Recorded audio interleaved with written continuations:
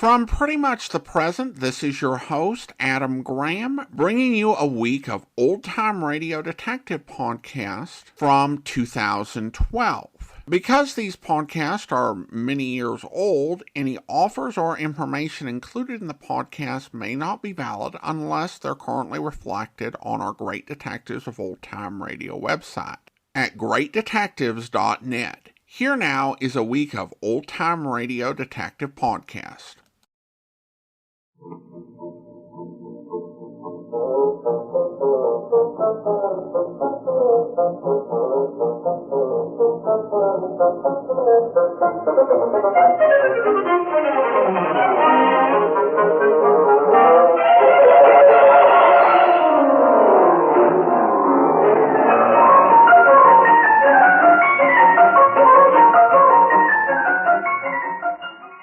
Welcome to the Great Detectives of Old Time Radio. From Boise, Idaho, this is your host, Adam Graham. If you have a comment, email it to me, box13 at greatdetectives.net. Give us a call. The number is 208-991-4783. And become one of our friends on Facebook, facebook.com/radio detectives.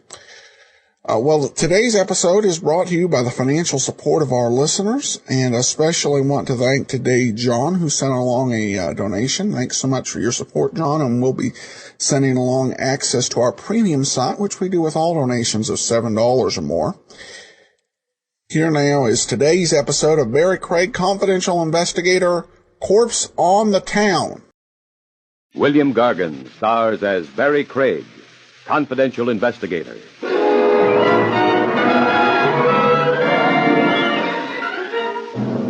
Refer to a guy as the ghost of his former self. Look twice at the get-up he's wearing. He might be sporting a bedsheet. The National Broadcasting Company presents William Gargan in another transcribed drama of mystery and adventure with America's #1 detective, Barrie Craig, Confidential Investigator.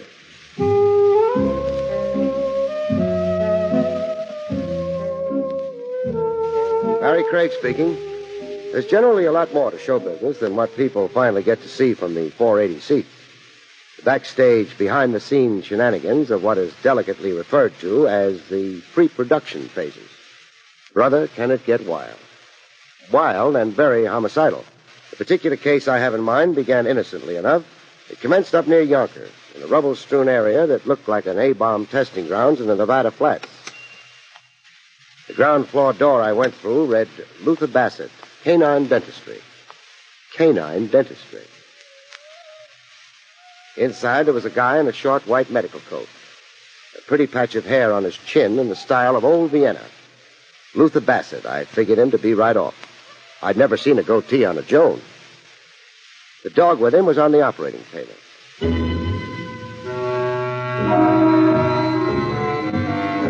A while later, in a cubicle off the operating room, Dr. Bassett and I tried to reach an understanding. I thank you for coming so promptly, Mr. Craig. Well, you phoned me. You said urgent.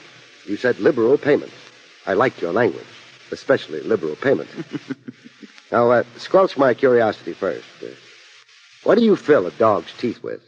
A T-bone steak? The same as with humans. Amalgam, gold. The one you watched had lower bridge work done. Lower bridge work, huh?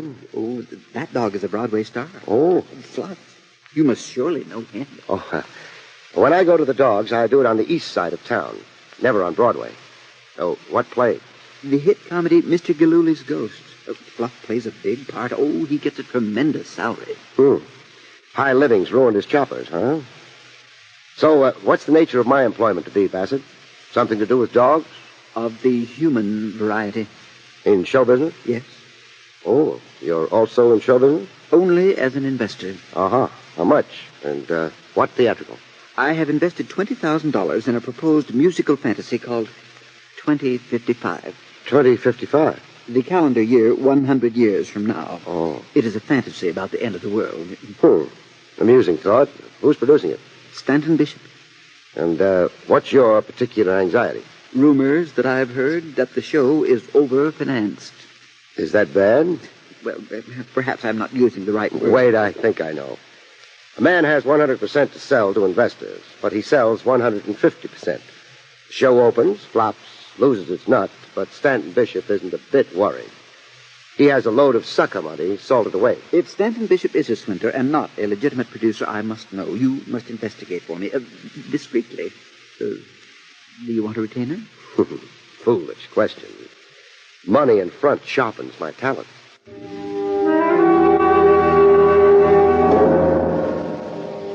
I found Stanton Bishop in a rented rehearsal hall on a side street along the main stem.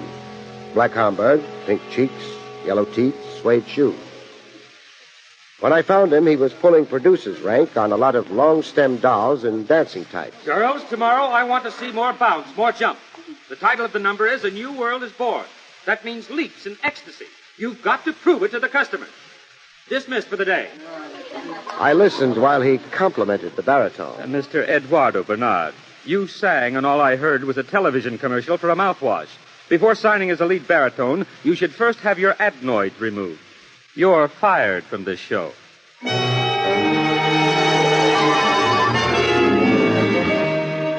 When Bishop finished throwing his weight around, I tried abusing him. By what authority do you inquire into my private business affairs? This badge. Chicken inspector. If I were a more sensitive man, that could get you a punch on the nose. No, I'm a hard case. You punch me and you're a murderer. The book, please. Book? What book? The one you keep for your own information. The record of investors and money. Who and how much. Now, where do you keep it? Why, in my safety vault. Not here in your desk? Here in my desk? Huh. Why? To accommodate sneaks like you? That laugh sounded very falsetto to me. You stay out of my desk. It's personal. It's sacred to me. Oh, I'll bet. Oh, would this be it? You give me that ledger. Yeah, wrestle with me, Buster? Okay, if you must be placated. Now, don't oversleep, Buster. I get through this book, my hunch is we'll have things to talk over.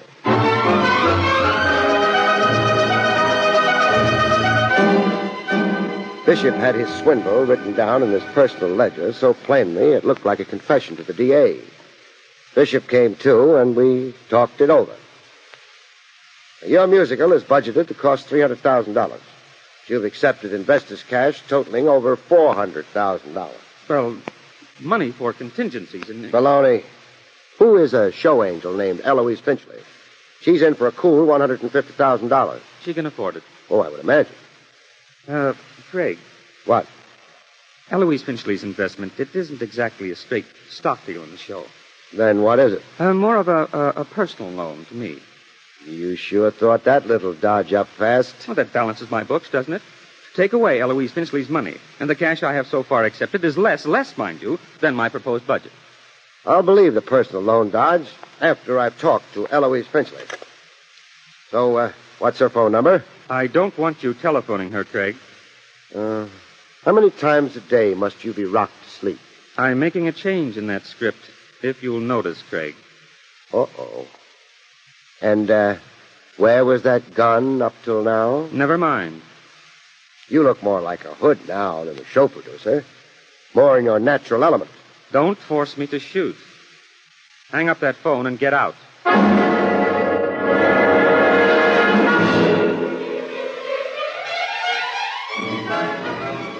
Bishop's violent urge to get me out of his office at that moment was nothing impulsive, as I soon found out.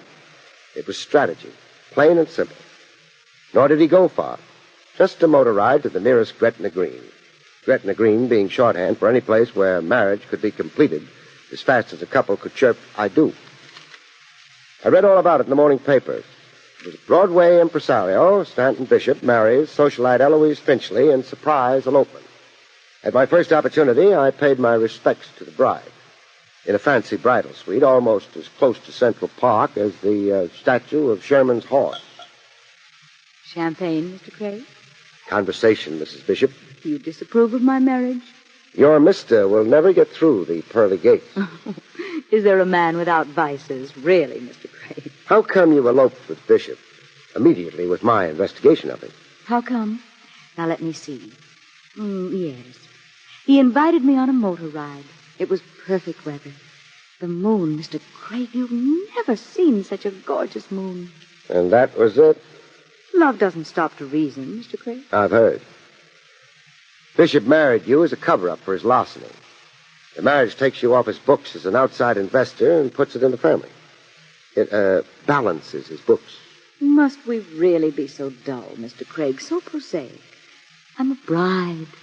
I'm in heavenly raptures. Yeah? You're heading for one big hangover. I adore champagne. I'll leave sounding one last dull and prosaic note. Must you? The sudden elopement smacks of conspiracy. Conspiracy to frustrate an investigation of Bishop's peculiar theatrical financing. Sweet matrimony was only a device for whitewashing him. How about that? You don't really expect me to testify against my husband, Mr. Craig. Okay. I know when I'm licked. And you forget, $150,000 of the total on Stanton's books was my own money anyhow. My own money, Mr. Craig. Yeah. And frankly, that angle of it has me befuddled, perplexed, confused, and mystified.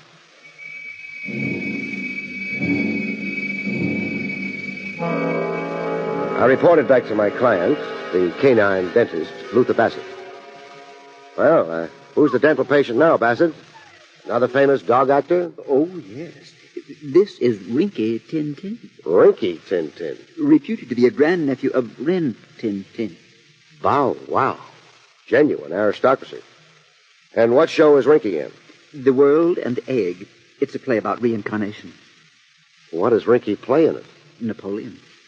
The dog is the 20th century reincarnation of Napoleon. Mind you, it is an allegorical play. Yes, I get you. Well, you can leave your $20,000 with Bishop or not, as you please. You mean the operation is legitimate? Now it is. I think I scared him into legitimate producing. I mean, if Bishop actually has the show business know-how for producing musicals. But he was first contemplating a swindle? With every breath in his body. Then I will withdraw my investment. Well, you won't get all of it. Not at this date. Bishop has had some pre-production costs already. But salvage what you can. Go ahead. Well, my cost to you is $300. Pay me off, Bassett.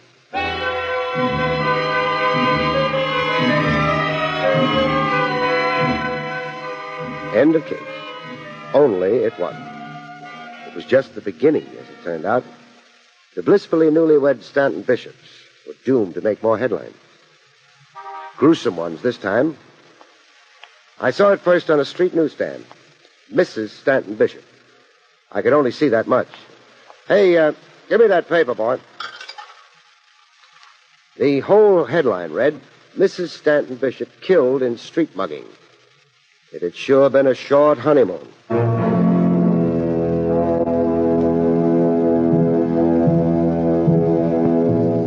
I let official sources amplify the newspaper details for me. In this case, a first-grade detective in homicide named Scotty. What's your interest in the late Mrs. Stanton Bishop, Craig? I mourn her passing. How did she go? A street assault. And what was taken? So far as we know, her purse, a diamond wristwatch, and her wedding ring. According to whom? Stanton Bishop, when he identified the body. What police results so far? None. No clue to the alleged mugger? You hit the word alleged. Why? Because, frankly, I'm skeptical. Your reason? Nothing concrete, so I won't give it yet. What was the cause of death? Strangulation? A broken neck. She'd been hit with the side of the palm, a rabbit punch. It's a favorite blow with mugger. Or a killer trying to make it look like a standard mugging. Now, where did it happen? 54th and 9th. We found the victim in an areaway. Hard to believe. What is? A lady of her style being at 54th and 9th to begin with. Eloise Finchley Bishop was Park Avenue, very perfumed, very upper class. Not always. What would that mean? Our check into her pedigree turned up some interesting facts. She was posing as a socialite, and her maiden name, Finchley, was an assumed one. Then who was she, really? Eloise Berkey. Father was a railroad brakeman. Parents now both dead. Eloise herself was a dress model when she worked. Not that there's any law against posing as society folks. No, there isn't, only one thing really has me confused now. Yeah, what's that, Craig? Well, where would a sometimes dress model get $150,000 for a theatrical investment?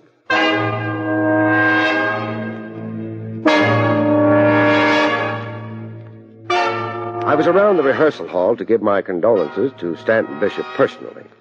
He looked a little different to me this visit. The pink cheeks were sallow, deep lines in his face, like he'd had some new worries added. What do you want here, Craig? What was Mrs. Stanton doing on the wrong side of town? How should I know? Or what was stolen from her? I've already told the police. Tell me. Her pocketbook, a diamond wristwatch, and her wedding ring. Craig, you're not going to maliciously persecute me. Shouldn't I? Well, I'm in mourning. I experienced a horrible tragedy. I think of how Eloise died. I have nightmares. I'm in a cold sweat. Sad.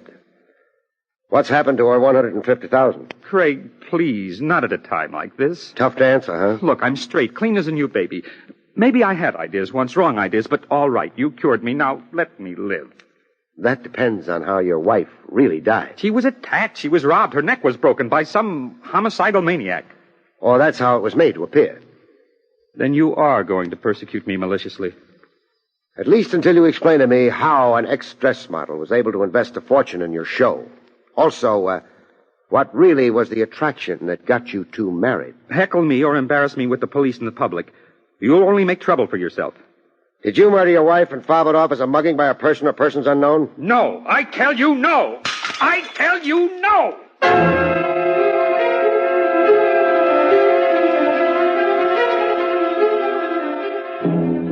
I did a further check into the background of the corpse with the grudging connivance of first-grade Detective Scotty. Hey, Craig, I can get reprimanded for this. Or promoted. Yeah, promoted for letting you into an apartment officially sealed to the public. Now, look, I solve this. I quietly turn the information over to you. I don't take a bow. You get a promotion and a raise. Boy, are you good at dangling sucker bait. Well, Eloise Berkey, alias Finchley, ex-dress model. Where did she ever get $150,000? Well, squat somewhere, Scotty, while I look around.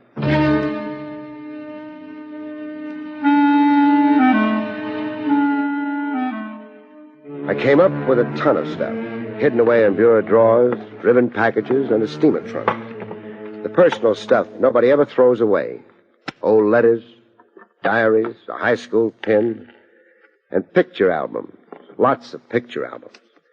The recent Eloise had collected the history of her life in snapshots. Yeah, she's in it from the first baby pose on a bear rug right to maidenhood. Yeah, Eloise in pigtails, in her school graduation dress. How she looked at Sweet 16 on her first date, as a slim chick in a one-piece bathing suit. How she looked as a dress model. Hey, hold it, Craig. Well, what strikes you? That page of snapshots, the two shots. Eloise posed with a guy. 6 pictures, the same guy. Well, what about it? Well, study the face of the guy. Now, you recognize it? Yeah, I've seen him. Why, sure. He's famous. Notorious. He's Artie Anzac. Big gun Artie Anzac. Big gun used to be. Oh, he's responsible now. Retired from the rackets. He's had it. Served 20 years in Leavenworth for tax evasion. This page of pictures, Anzac and Eloise, they look like very recent photographs. Watch out with Anzac, Craig. He's still king to a big piece of gangland. I'll be most respectful. I've got a thing about royalty.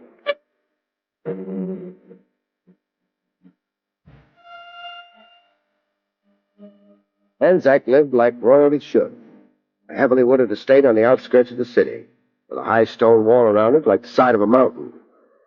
I found him practicing golfing putts on a library rug. I talked while Anzac concentrated on his stance.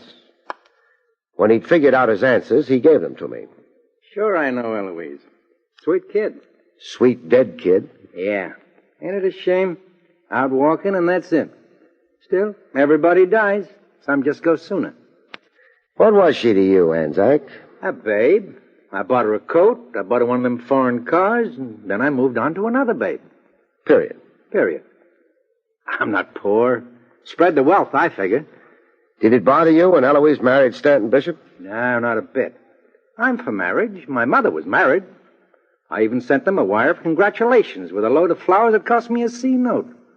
Craig, I already had another babe. Yeah, you said. Now I'd like to get back to my putting, huh? I'm in a tournament tomorrow. But I'm not through talking. What else is it? Well, I'm at the point now of mentioning $150,000. Lot of dough. Eloise invested that much in Bishop's musical production. Now, where would a babe get that kind of cabbage? I think from you. Hey, I'm not that generous. I think Eloise invested it for you. Idle money, hot money, undeclared income. She was your front, so tax officials wouldn't be the wiser. You'd already served time for tax evasion.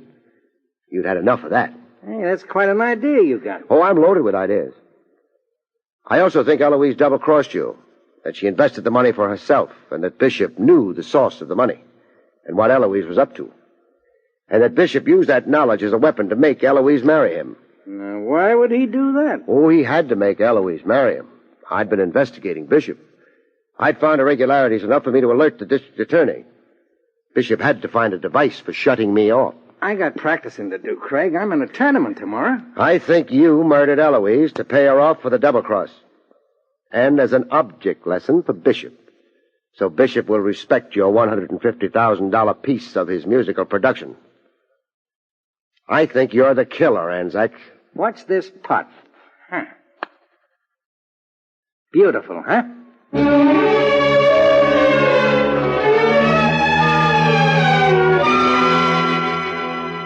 I left Anzac to drive home. Anzac's wooded estate adjoined a famous state park, popular with campers, hikers, and hunters. Signs on roadside trees advertised the 2-week open hunting season. Deer was the big game. I almost qualified. A rifle shot through my side window that almost skinned my scalp. A wild shot, I wondered. Or was it a devoted Anzac subject trying to please the king? It was one of the things in life I'd never known.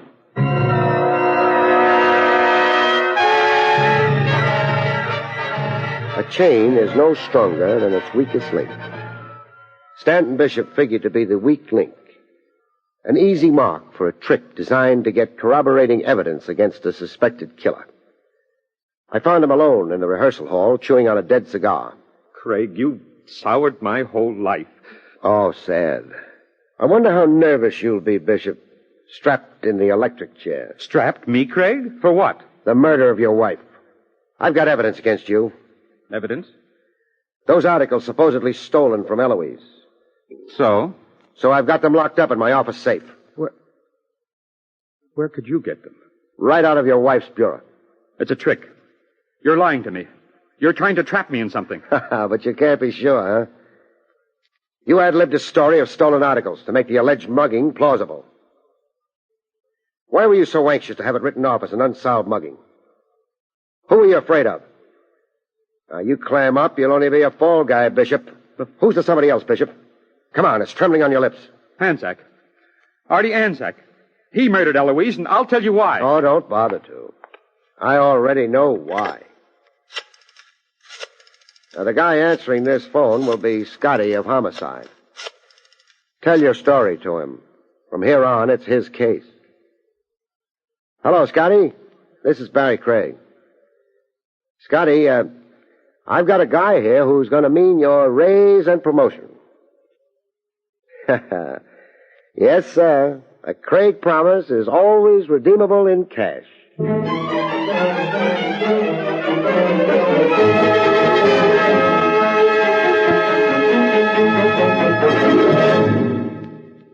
You have been listening to William Gargan in another exciting transcribed mystery drama from the adventures of Barrie Craig, confidential investigator. Tonight's story, Corpse on the Town, was written by John Robert.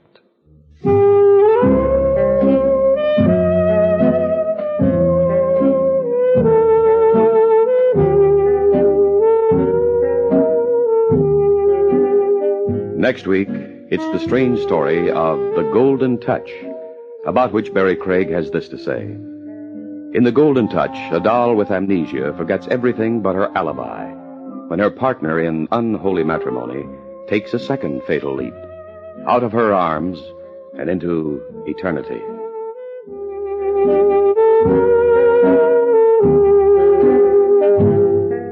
The National Broadcasting Company has just brought you an NBC Radio Network production with William Gargan starring as Barrie Craig, confidential investigator. Directed by Andrew C. Love, the cast included Harley Bear, Frank Gerstle, Vivi Janis, and Joe Forte.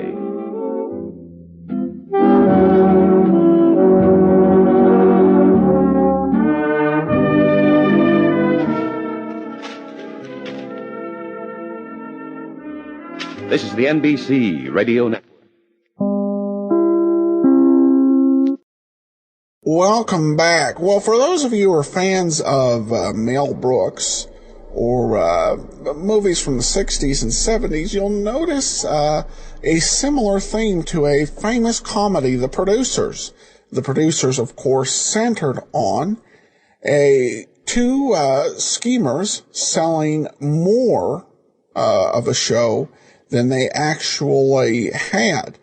The comedic twist there, and what makes this different, because the scam it was talked about not only in this radio program, but there was an episode of the television series Racket Squad, which talked about the overselling of a play.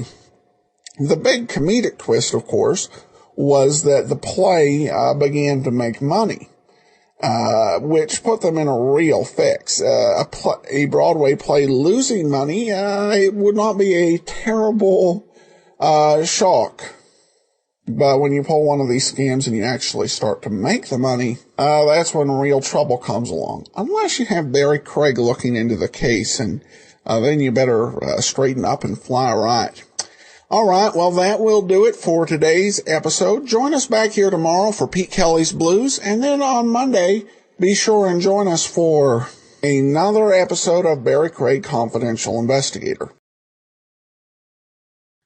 Well, one thing that's somewhat different about Pete Kelly was not just a radio series, of course. It also became a movie for Warner Brothers with a somewhat disappointing box office. And it, in addition to that, there was a television series from the late 50s, and it didn't catch on it there either, which was somewhat surprising in a way, because 20s had actually been the subject of a couple of 1950s TV series.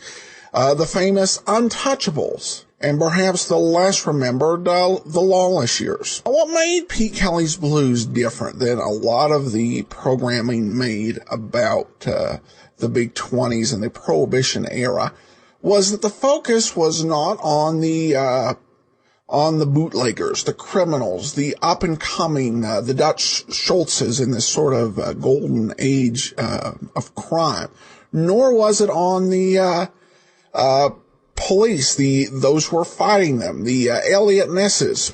This was about somebody who was frequently caught in the middle, and apparently did not elicit as much interest. The series, with its as a radio show, was welcomed with it, sort of its innovative style, another production by Jack Webb, and also the music. The music here is amazing, and it alone makes Pete Kelly's Blues worth listening to. All right, well now, let's go ahead and take a listen. It's time for the episode Vera Brand. This one's about Pete Kelly.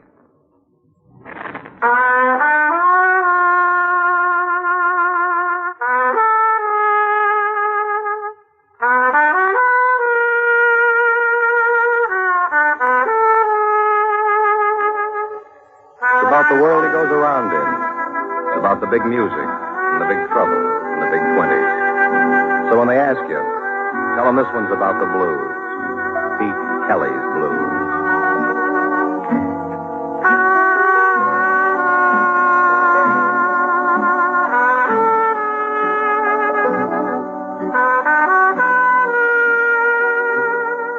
Pete Kelly's Blues, starring Jack Webb, with story by Joe Eisinger and music by Dick Cathcart.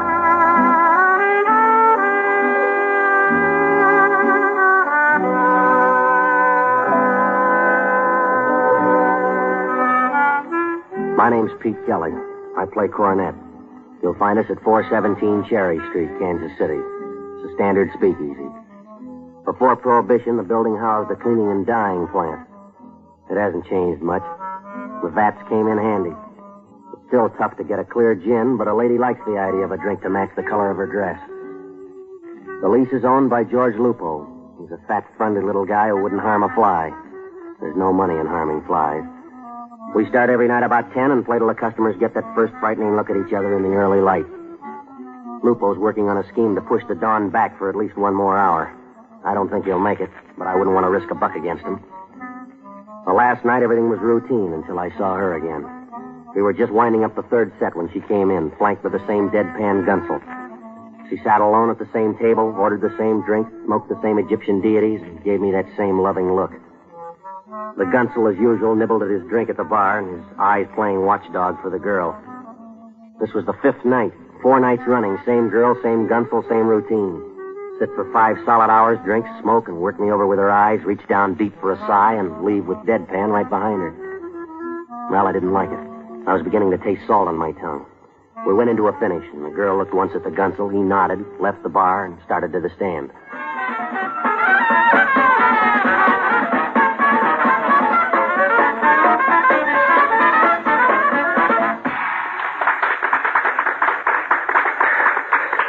All right. Nick, can you push it a little? It helps when we can hear the beat. All right, don't audition for me. Just do it, huh? Pete, Yeah, Red. that babe's here again. I know. All right, what do we got up next? Working up a head of steam, Petey. Well, she's beginning to make me feel like a wayside shrine. You. Who? You. Me? Yeah. Oh, you got a request? A number you'd like No, to have? I got no request, but the lady, she's got a request. The lady? What's the matter? You don't see the lady? How come you don't see the lady when she's looking right at you? Oh, that lady. Yeah, sure, I see the lady. So why do you make like you don't see the lady when all the time you know the lady's looking right at you? Look, friend, I'm only a poor, underpaid employee in this trap. Now, my contract says I'm to play music to please the patrons. I'd be very happy to do anything the lady likes to please the lady. So, all right. So what does she want me to do? So she wants you to have a drink with her. Sure, that'd be an honor, but I'm afraid that Mr. Lupo, he's my boss, you know. George Lupo, the proprietor, he doesn't like his employees to mingle I with will the... talk to Lupo. He'll like it. Yeah, you could probably make him love it. Come on. I'll be right back, Red. Use some nickels. Right, Petey. Vita, this is Mr. Kelly. Mr. Kelly, this is Vita Brand. Sit down, Mr. Kelly. Yeah, thanks. All right now, Vita? You happy? I'm getting happier by the minute. Sure, you want me to go back to the bar? Sit here, it's more friendly. Hello, Pete. Hello, Miss Brand. Vida. Vita? You like my name? Sure, it's beautiful. Vida. I only just got it last week. It'll take a little time to break it in, huh? Let me hear you say it. Vita. Yeah. I like the way you say it. Like you mean it. Yeah, I do. I never meant anything more in my life. That's because you're sincere. I knew you were sincere the first time I looked at you. Remember the first night I came in? Sat here and looked at you. Yeah, well, I'm pretty busy up there, you know. Ain't slept a wink since that night. Well, maybe if you go home and put your mind to it, huh? No use, Pete. I tried. Nothing's any good. Nothing I can do is going to change it. Change what? The way I feel. Sick? Yeah. With what? With love. Oh. Poor Vita. Yeah, well, beautiful girl like you. No trouble finding another I man. don't want another man. You don't want another man. I want you. That's what Vita wants, you. I love you, Pete. Yeah, sure. Well, that's the way it ought to be. Everybody love everybody else. It's a better world. Well, I got a number to do. Now, you sit down. The lady is trying to tell you how much she loves you, so pay attention. Yeah. First time I saw you, Pete. Hit me like a dum-dum bullet. Well, excuse me. I have to earn a buck. Frame it. It's the last one you'll have to earn. All right. Let's do one. What do you got up? Till we meet again. All right. Petey, Yeah, Red. that babe, I got the rumble on her from Lupo. Yeah. Ever hear of a citizen named Baccalides? The 3 for boy. 3 killings for the price of 2. All right, Red. Funnel it down, huh? She belongs to Baccalides. Loser, Petey. Loser. Yeah, you told me what, now tell me how. Well, let's try one. Let's do it till we meet again. All right, we'll make a slow intro out of the last 8. We'll go back to the top. Nick, you take the first 4 going in. Everybody got it? Guilty. All right. Let's try it.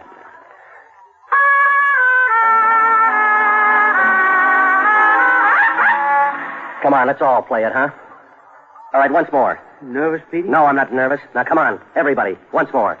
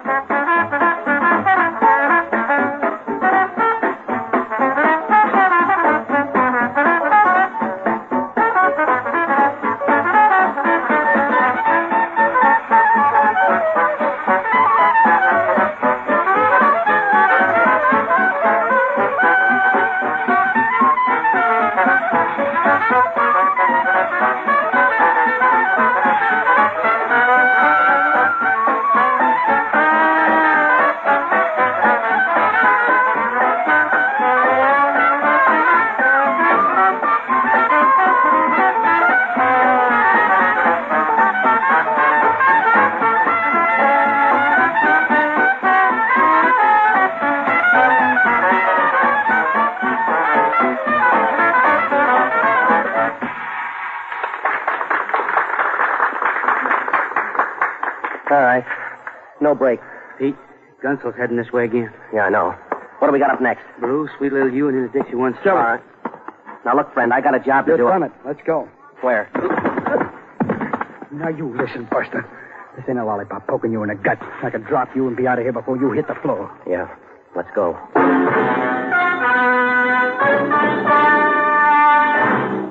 Well, we went outside. The Hispano out in front probably wasn't as long as it looked. We've got fairly short blocks in this part of town. Vida took the wheel. She banked low around the corner, pulled out of a half Immelman, gained a little altitude, and flew blind for downtown Kansas City. Vida glanced at me from the corners of charged eyes. Itch just glanced at me. I leaned my head back and closed my eyes. The Hispano whipped down Main Street, lost altitude as we gained the deserted financial district, made a perfect no-point landing at the side entrance of the Grundy Bank and Savings. Well, we went into the bank through the family entrance. One light was burning, and it hung low over the biggest dice table I ever saw in any bank. The stick man was busier than a flea on a fat lady. He called the plays and called the points, and not one of the 50 torpedoes glanced at us as we climbed a short flight to an upstairs office. Two men were in the room. One, a shadow dressed in dark clothes, looked through a small window onto the dice game down below. The Tommy gun rested easy across his knees. The other man sat behind a desk no bigger than the loading platform at Union Station. He was counting money. Neat, orderly piles of bills were stacked around him like a well-trimmed hedge. We waited while he finished thumbing a book of 50s.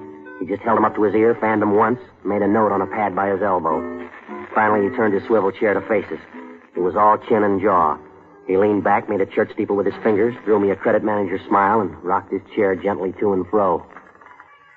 Well, come in, Mr. Kelly. Sit down. You're among friends. Yeah, thanks. Pete, permit me to introduce you to this here gentleman here who's very fond of you. Sure, everybody loves me tonight. Oh, he doesn't love you. Only I love you. He's merely very fond of you. I am Baccalidis.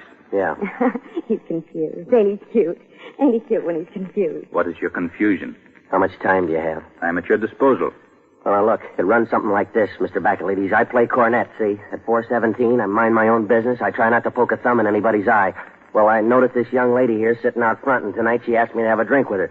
Well, naturally, I'm flattered. Yes, but, yes, I know all this, but what is your confusion?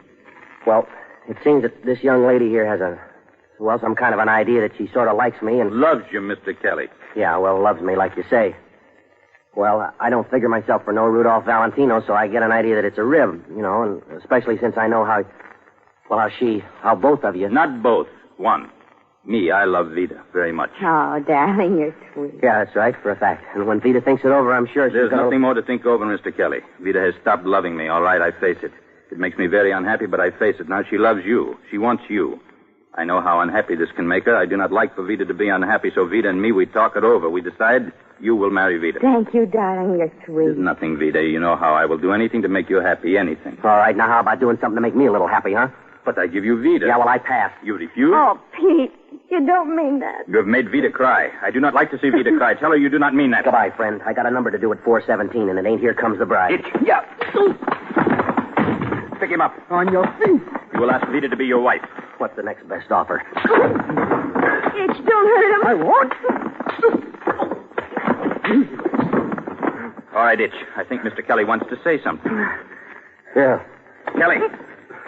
Huh? Who am I? Huh? You hear me? Yeah, I hear you. Whiskey. Put him in that chair. Come on, boy. Hold his head back. All right, he is fine now. Yeah. All I need is a few kind words. I will give them to you. Just repeat after me. Vida, I love you.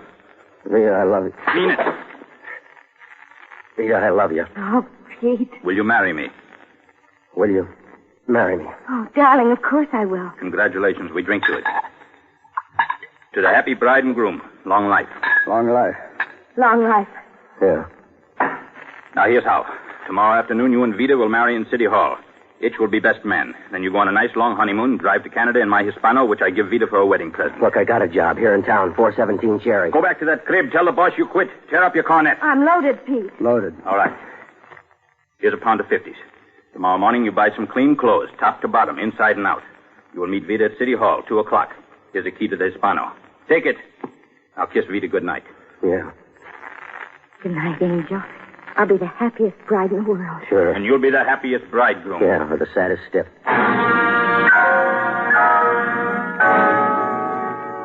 Well, I left the office inside the spin of a top. The Hispano stood by the curb, sleek and calm, just like nothing had happened. Nothing at all. Well, I pointed for the 12th Street Bridge, made the other side of the river, and set a course down Boulder Road for Fat Annie's place. Oh, I tried to imagine life with Vita Brand. And then I thought of 6 painless ways of committing suicide. And I began to feel better. Fat Annie's place was doing a fair business for the lull hours. Maggie Jackson was standing back by the piano. I groped my way to the bar, ordered a bromo and ammonia, and listened.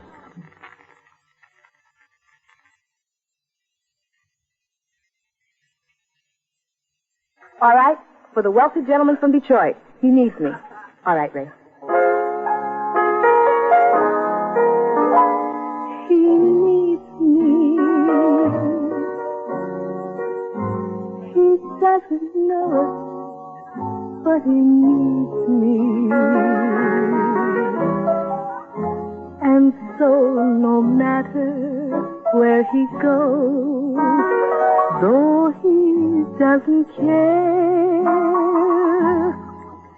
he knows I'm there. He needs me. I gotta follow where he leads me, or else he'll never know that I need him just as he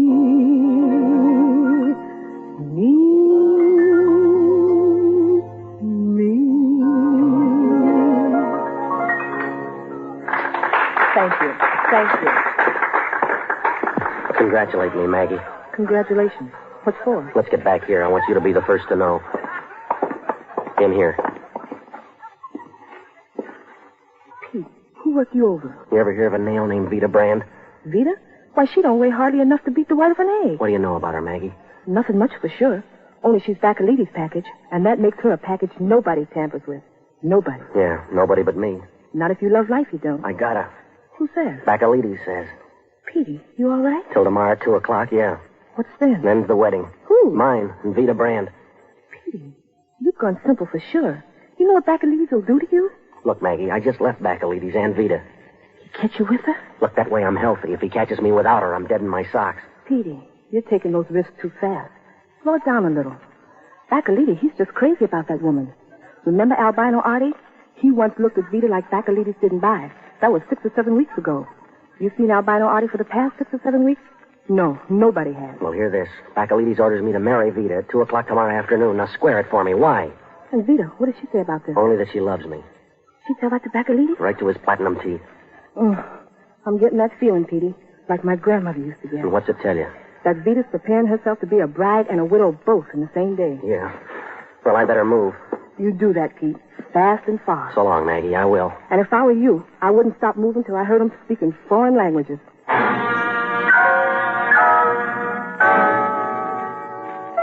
Well, marry Vita and I'm a dead bridegroom. Don't marry Vita, I'm a dead bachelor. Well, I decided to try to be a live fugitive. I raced the Hispano back across the river, pulled up sharp in front of 417 Cherry. The brakes never made a sound. Lupo was pounding the cash register with both fists. He threw the usual glare at me as I pushed through to the bandstand.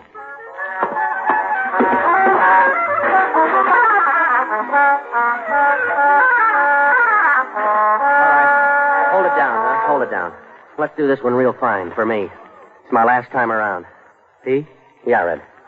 You being pushed out? Yeah, it's that or carried out. All right. Let's do Singing the Blues, huh? Everybody ready? Yep. All right, here we go.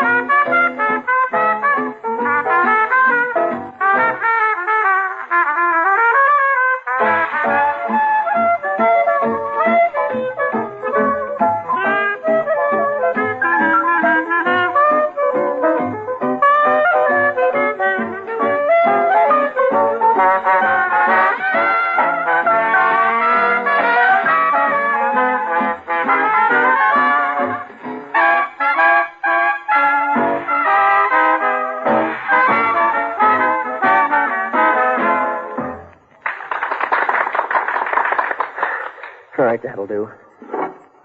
Now, look, boys. I'm not going to be around for a while.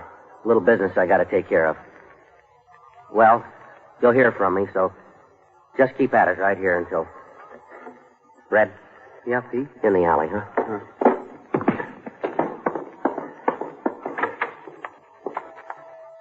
Look, Red, I'm in a jam. What can I do to help you? Thanks, but nothing. I got to keep moving. Maybe cool off in a couple of weeks, maybe not.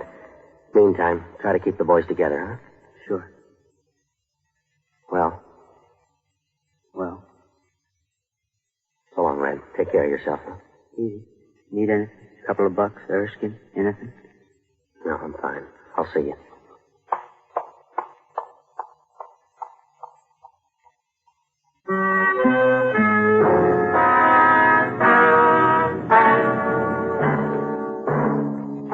Well, it wasn't easy.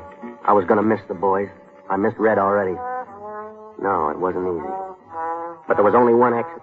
I drove around to the rooming house, raced up the stairs. All I had to take was a clean shirt, my other suit, and my book of arrangements. I'd hightail it east, just keep rolling till I ran out of road. That was the plan, until I got to my room. She was stretched across my bed, and she looked right at me as I came in. And there she was, on my bed, looking right at me, but I was all alone. Now, Vida would never be anybody's widow. She was too dead to say I do. The stocking from her left leg was where no girl's stocking ought to be, knotted tightly around her throat. Well, I tiptoed back to the door, as though she was a light sleeper. I closed the door very gently behind me, and then I raced down the 3 flights into the street, into the Hispano, and into high speed. There was no lambing out of this one. You just don't hit the road in a car belonging to the stiff you leave behind. For such violations, the law is strict. Also, Bacalides. Well, I pulled up hard in front of Sour Sammy's joint. This time, the brakes cried. Barney Ricketts was sitting at his usual table in his usual state, boiled and loud. Barney's the only ex-bootlegger in the country who went broke in 1922. He says he did that to aggravate a couple of prohibition agents he hated. Well, Barney saw me come in and waved me over to his table. Ah, Pete Kelly. Welcome, Petey, and have a drink. Look, Barney, I'm up to my eyes. Nonsense, Petey. You haven't even opened them yet. Ah, here we are. A drink for you and a drink for me. Now, listen, Barney, I'm in trouble. Petey, I have suddenly become oppressed by the state of the world. Well, it's my own fault, Petey, my own fault. I make it a rule never to look at the public prints. But tonight, well, just listen to these few choice items. Now, look, Barney, right now I'm a moving target for Bacalides' gun. Last night's edition of the Star. Look here, Petey, September 8, 1923. Girl forced to leap from stranger's automobile. But let us remember, Petey, that the only girls who leap from strangers' automobiles are those who climb into them. And here, look here. All right, Barney. California politicians say they are responsible for President Calvin Coolidge's success. Probably insists, Petey, that it's in honor of their state that he's called Cal. And this, Petey... Barney, look, there's a dead girl in my room. German Marx quoted at 28 cents per million. So you see, Petey, even a German millionaire is postcard to feel like 30 cents. Now, look, Vida Brand, Bacalides' girl, she's dead, Barney, in my room. Well, now, that's most careless of you, Petey. If I run, it's the law, Barney. If I stand still, it's Bacalides. How did you get mixed up with Vida Brand and Bacalides? I don't know. I'm still in last week's fog. She wanted to marry me. Bacalides said I would or else. Why, Barney? Why if he torched for her? Very simple problem in human relationships, Petey. Tonight, The word got out that Muggsy Brand was sprung. Who's Muggsy Brand? Vita's father. He was sent up last year. Vita's his whole life. He tried to guard her like Lupo guards his cash register. He hates Baccalides, and if he learned that he and Vita... Yeah, now it's coming into focus. Sometimes, Petey, you're dull-witted. Dull-witted, but stupid. So Baccalides and Vita rigged it to disarm her old man. She marries me, takes the heat off Baccalides. Splendid, Petey, splendid. And her old man winds up throwing a knife at me. All I gotta do now is explain Vita's body in my room to Muggsy Brand. Precisely what Baccalides expects you to face. All right. Glue the rest of it together for me, will you? Baccalides is married. He could never square himself with Vita. He got in deeper than he wanted to. He couldn't dump her because of Muggsy coming out. So he ties her onto you, gets her up to your room, leaves her dead on your bed. How do I back out of this one, Barney? Do you know where to reach Baccalides? Yeah, at the Grundy Bank. His dice game? Yeah, that's right. All right, go there. See Baccalides. Lay it on the line for him. All the way, just like we talked it here. Well, they'll cut me down. He might. How much edge do I have? Not quite enough to shave with. But maybe just enough to cut my throat, huh? It's your only chance, Pete. You're in the middle of a three-way push. The law, Baccalides, Muggsy Brand. All right, Barney. I'm counting on you on the outside. Don't worry, Petey. I'll be there with bells on. Yeah, make sure they don't toll for me. Well, I went back to the Grundy Bank and Savings. I had no trouble getting in. The game was just heating up. I stalled around the dark edges of the table for a minute and laid a few bucks on the field. Upstairs, the light was on in the office. The boy with the big piece was still sitting at the window. I could see the head and shoulders of Baccalides. He was still counting money. I started slowly up the stairs, went into the room without knocking. The muscle man swung sharp, pointing the heater at my stomach. Baccalides, fast for a big man, flung out a hand and knocked the gun out of line. Hold it. Next time knock, or you pick up a lot of weight. Yeah, or a silk stocking around my neck? No, for you a knife. From the fingers of the best shiv man in the country. Muggsy Brand? Don't try to run, Kelly. He likes a moving target. Just go to him. Tell him his daughter is in your bed, a stocking around her throat. Tell him you don't understand any of it. He will be very sympathetic. Well, that's nice, Mr. Baccalides. You set it up real nice. Smart, huh? Sure. You persuade Vita to buzz it around that I'm number one. Everything fixed for her father's ears. Even get her to help you push her across by going up to my room. You tell a good story, friend. Maybe too good. Oh, put that rod down, Baccalides, before you drop it and break your toe. Maxie, take him downstairs. Come back alone. Petey, look out! Get down! Muggsy! Barney, you all right? Shell shock. Muggsy Brand? Yes, Pete. I knew where he was. All he heard was Baccalides. Kelly. Yeah, Muggsy. Baccalides. I got him? He was between the guns. Not much left of him. Or his trigger man. Or me. Now listen. My poke. Money. Take it. My kid a good burial. Easy, Muggsy. She was only a kid. Maybe if she met a guy like... He's done, Pete. Yeah. What do you mean, Pete? A guy like who? Who knows, Barney? Who knows?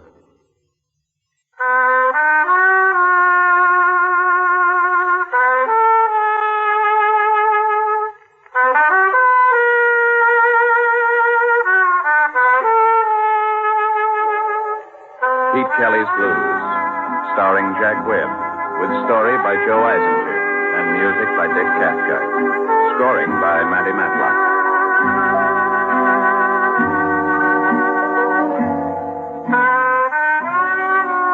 The music of Pete Kelly's Big Seven and Maggie Jackson is now available on phonograph records.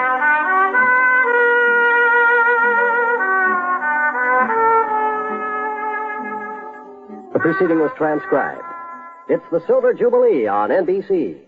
There's another thrilling adventure in store for you tonight with Les Damon as the hard-hitting adventurer known as the Falcon. Later, hear the best in music, the tunes which America is singing. Yes, we bring you a sparkling new program devoted to the best in popular music and presided over by well-known musical director Meredith Wilson. Tonight, make a listening reminder to hear Meredith Wilson's Music Room. Les Damon as the Falcon, tonight on NBC.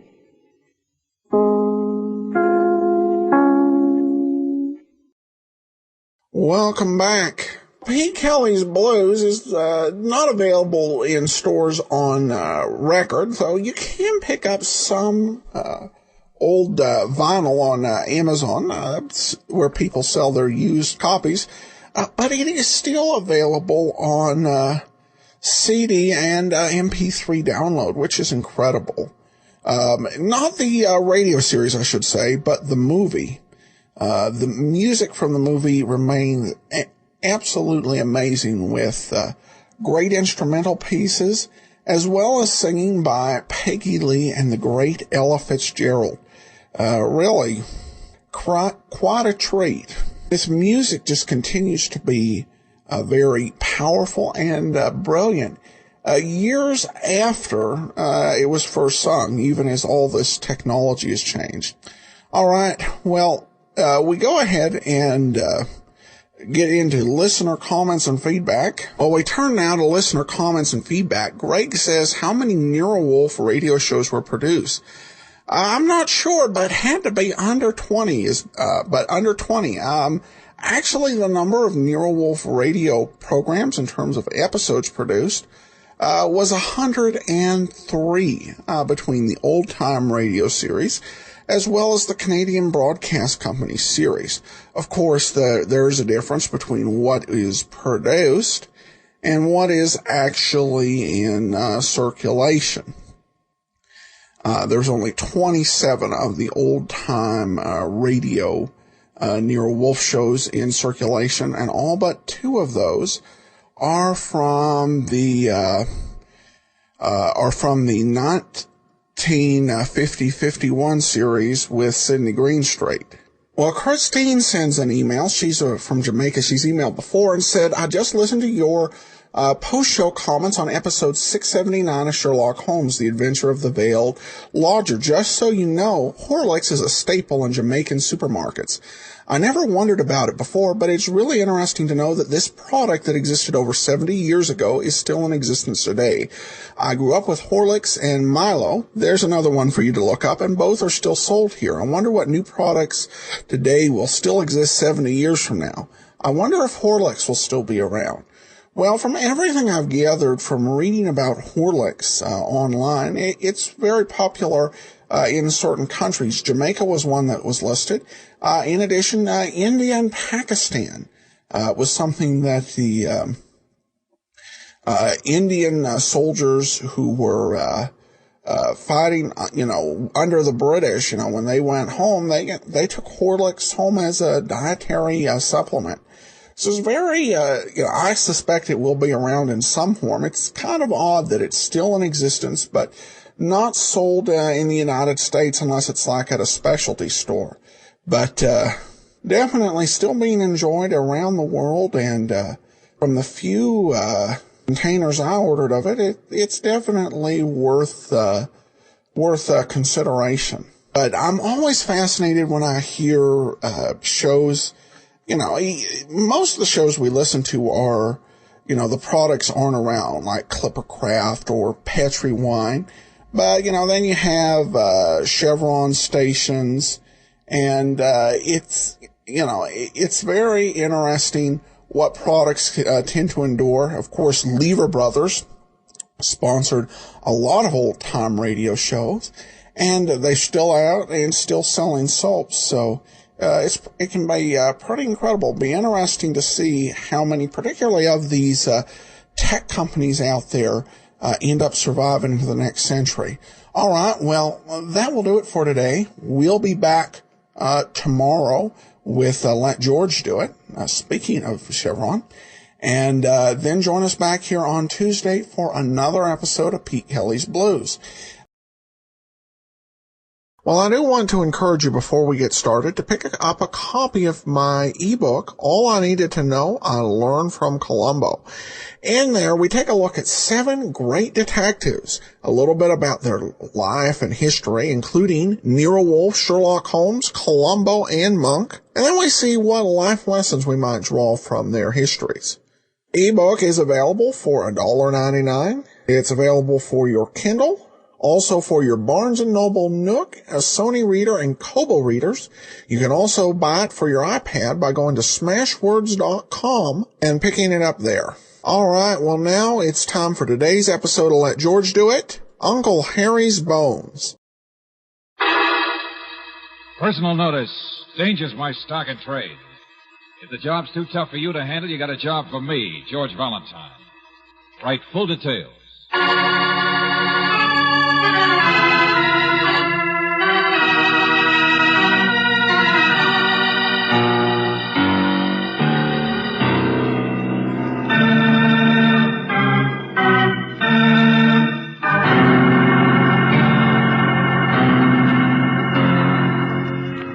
Standard Oil Company of California, on behalf of independent Chevron gas stations and standard stations throughout the West, invites you to Let George Do It. First, if your car is equipped with an automatic transmission, let specially trained car savers check and drain and refill, if necessary, according to your manufacturer's recommendation. Stop in for this convenient, dependable service at independent Chevron gas stations and standard stations, where they say and mean, we take better care of your car.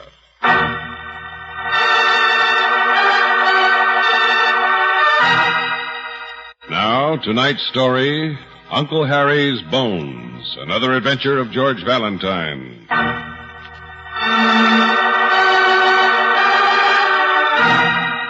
My dear Mr. Valentine, you will please report to me at the Stedman Farm. That's 2 miles down the road from Pine Lake if you turn right at the Red Silk Post Office, or the house with the unpainted shutters if you come over the hill.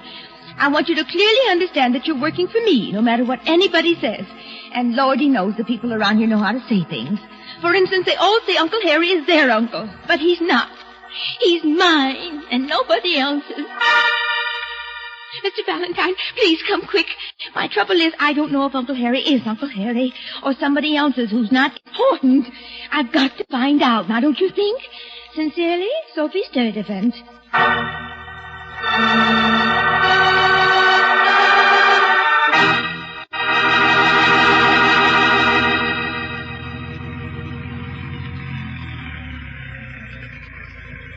Hey, friend. Hey, you. What's your trouble? Hello. We're looking for the Sturdivant place. Oh, down the road, past the hill. You're looking for Doc Sellers. He's just gone into town, I think. Doc Sellers? Who's he? No, it's Sophie Sturdivant we wanted to see. Oh, Sophie. Her. Oh, what's funny? Nothing. Doc's her brother. He's all right. What's the matter with her? Nothing. Okay, thanks. Look out for your foot. Hey, hold up. Don't see many strangers around here. Where you from? Looney Bin? Looney Bin? Sure. And Sophie's all right. What are you driving at, Buster? My name's Dorky. What are you driving at? Say, tell me something. Where does Sophie's Uncle Harry live? Who?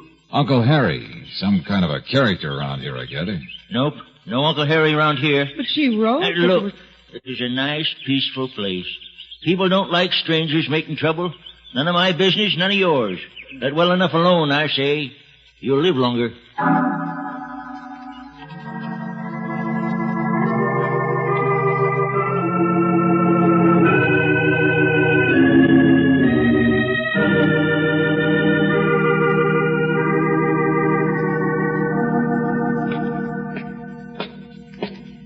It's kind of a run-down place, isn't it? All places around here seem to be, George. Yeah.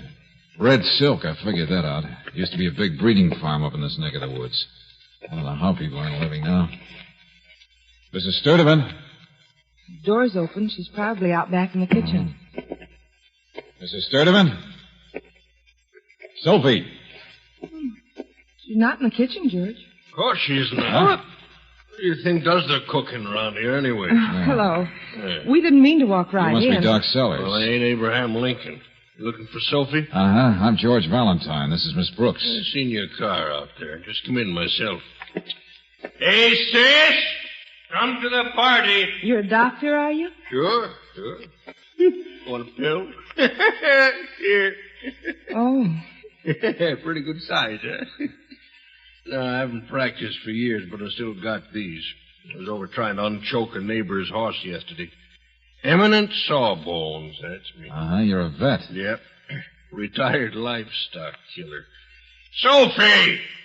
Hey, Soph! Upstairs, I guess, working on a butterfly collection. Come on through.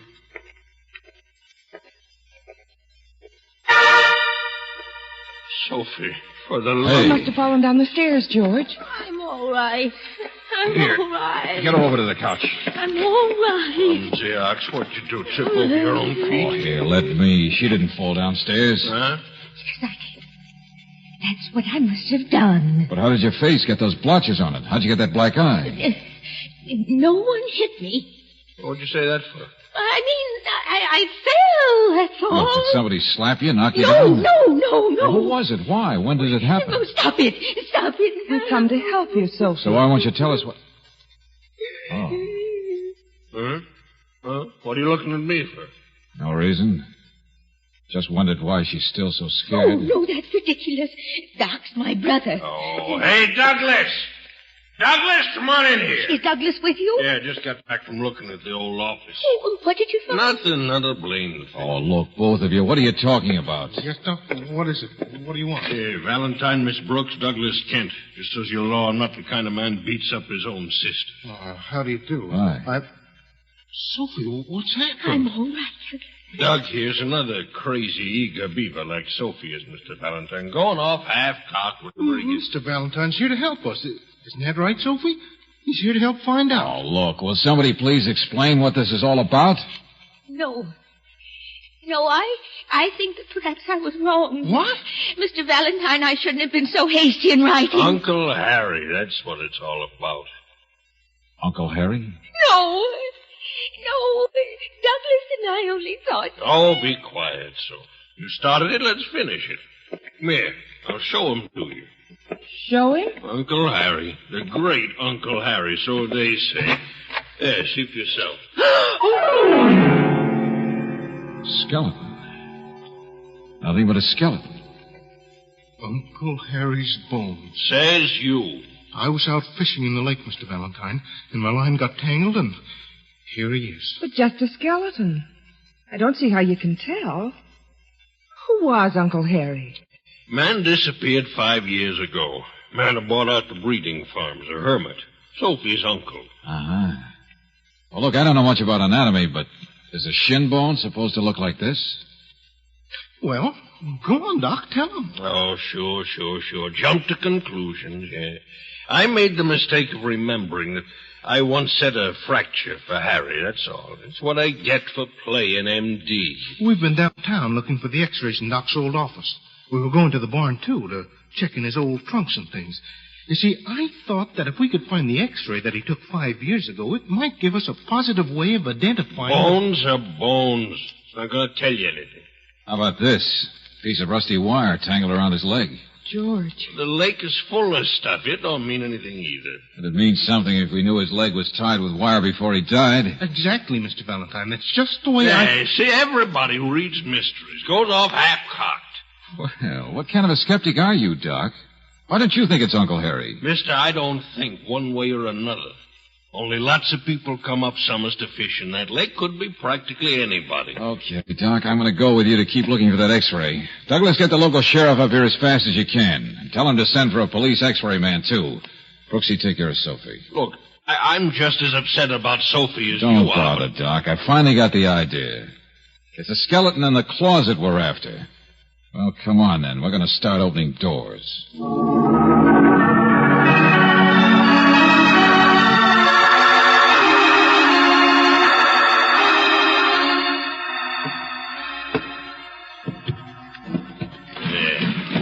Set the blame leg in the first place if there was a real sawbones around.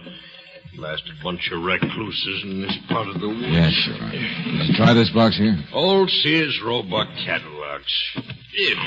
Blasted cobwebs. Hey, how about the tin one? Oh, yeah, let me see. Your x-ray stuff ought to be boxed up somewhere that you could find it. Doc, where are you? Oh, that you, Sheriff? Right here. Here, meet Mr. Valentine.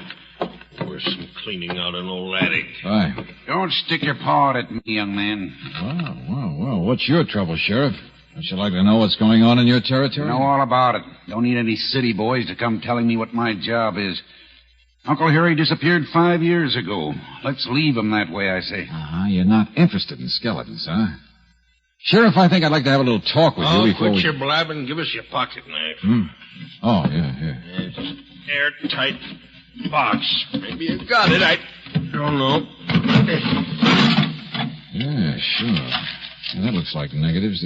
Hey, look out for that spider.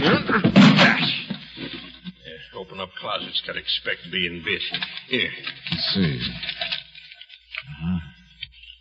Oh, that's It's a horse, isn't it? Uncle Harry, horse, spider, what difference does it make? Uncle Harry, there you are.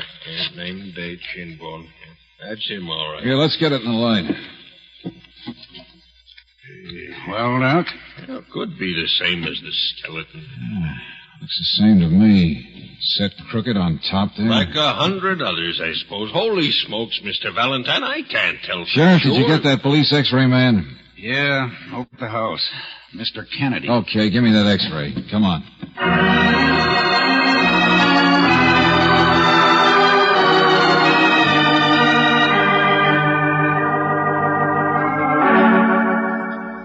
Absolutely, there's no question about it. But isn't it true lots of people have broken bones, Kennedy? I'll be glad to swear before a jury that this is the same bone. Before a jury? Of course, Mr. Valentine. Hasn't anyone here noticed the fracture in the skull? Here, right here. Why, no. Enough to cause death, I should say, in that location. I will also testify that the fracture must have been made before the body became a skeleton. In other words, the x-ray proves it's Uncle Harry. Precisely. And the combination of fracture and wire around the legs unquestionably proves that he was murdered. There you are. Quite simple. Murder.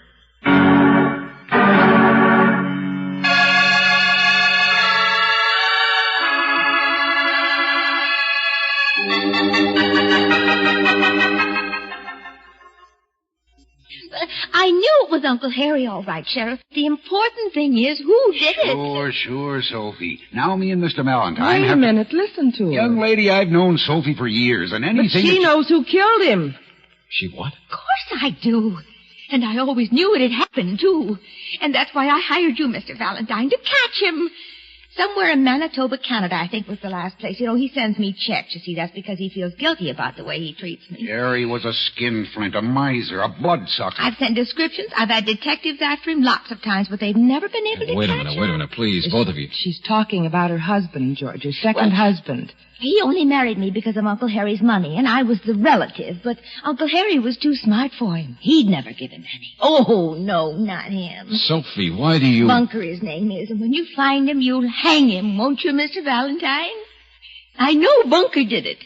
He always said he got Harry's money, and 5 years ago he did it, don't you see? And then he disappeared. Hold it, will you, please? This Bunker, what happened? Was he a husband that ran away from you? I beg your pardon? I sent him away, don't you understand? He was no good, and I sent him away. That's why I'm using my first husband's name. Bunker was a lying cheat, and he killed Uncle Harry, and I sent him away before I knew what he'd done. Well, get him, that's all. Get him and hang him.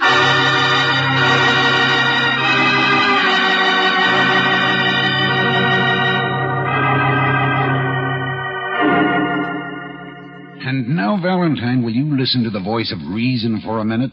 Bunker ran away from Sophie in San Francisco, but it was 2 months before Uncle Harry disappeared. Oh. Sophie's just a little cracked on the subject, that's all. As I figure, Bunker's the one person probably didn't kill Uncle Harry. Forget him. What do you mean? Lonely area around here. Anything can happen. Nobody will be able to remember. 5 years is a long time. It's been nice and peaceful since... Valentine, I mean Harry was the man who ruined this place. He was old Harry himself. I mean, if I'd had the chance, I probably would have murdered him. Maybe I did. Mm-hmm. Okay, I understand it all now. It isn't just the skeleton in her closet, is it? Nope. Sophie wanted me to prove it was Uncle Harry so she could prove it was her no-good husband who did it. Instead, now we've got to solve a 5-year-old crime that everybody else would have to have hushed up. Because everybody in the whole area is a suspect for murder. You know who'll get the last laugh? Uncle Harry's bones.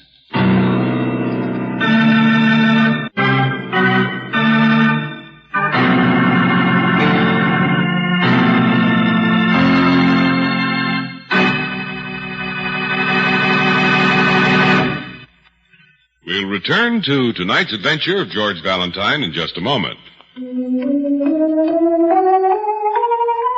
A musical scale has 8 notes. A musician can hardly use the scale unless it has not one, not two, but all 8 notes. In gasoline, it takes 8 different qualities to give you all-around dependable performance. Now, gasolines can be designed to play up one quality at the expense of others, but that unbalances the overall performance. If a musician makes one note in a scale sharp without adjusting the others, you hear this. Something slightly off? Well, that's what you'd find in an unbalanced gasoline, but not in Chevron Supreme. Chevron Supreme gasoline gives you not one, not two, but all 8 top performance qualities. Just what are those 8 qualities? Here they are.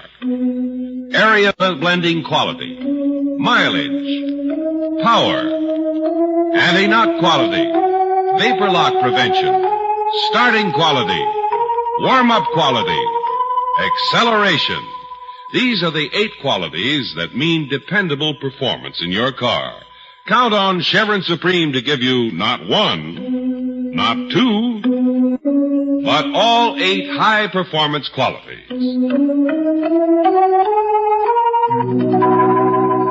For sweet music under the hood of your car, wherever you drive in the West, ask for Chevron Supreme gasoline at standard stations and independent Chevron gas stations where they say and mean, we take better care of your car.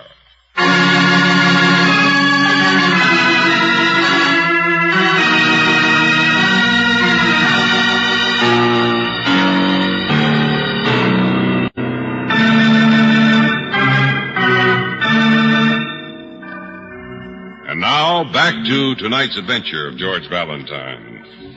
It seems your client, Sophie, is the only one who ever liked Uncle Harry. Everyone else, including the sheriff, would prefer to let sleeping dogs lie. And if your name is George Valentine, you know how hopeless it will be to try to solve a 5-year-old crime when everyone in town is a suspect. Sheriff Harry was a miser, wasn't he? A hermit and a miser. What are you getting at? I don't know. Gold. Misers have gold, don't they? Of course they do. If they're smart, like Harry was. Well, sure, that's why he was killed, I guess. What do you mean? Well, most of his money was in property, but people always said he had a good many $1,000s stashed away somewhere. Somewhere like where? Up around that place of his. I could never find any, and I'm the one who boarded the place up after he disappeared. In Uncle Harry's place, you mean there's a house, a farm or something? It's a cabin. Nothing but a cabin. Well, come on, Brooksy. What are we waiting for? About a mile around the lake from here. I boarded her up solid in case he ever came back. George, what about Sophie? Never mind her. Now I know who smacked her.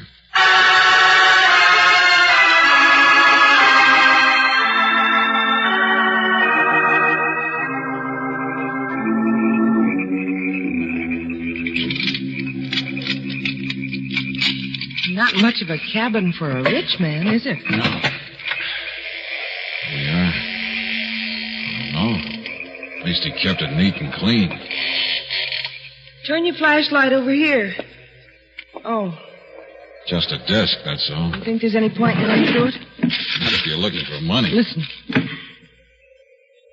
Oh, it's just the wind, I guess. Hey, wait, Brooksy. What? A brick out of the fireplace. Yeah, a nice little hole underneath.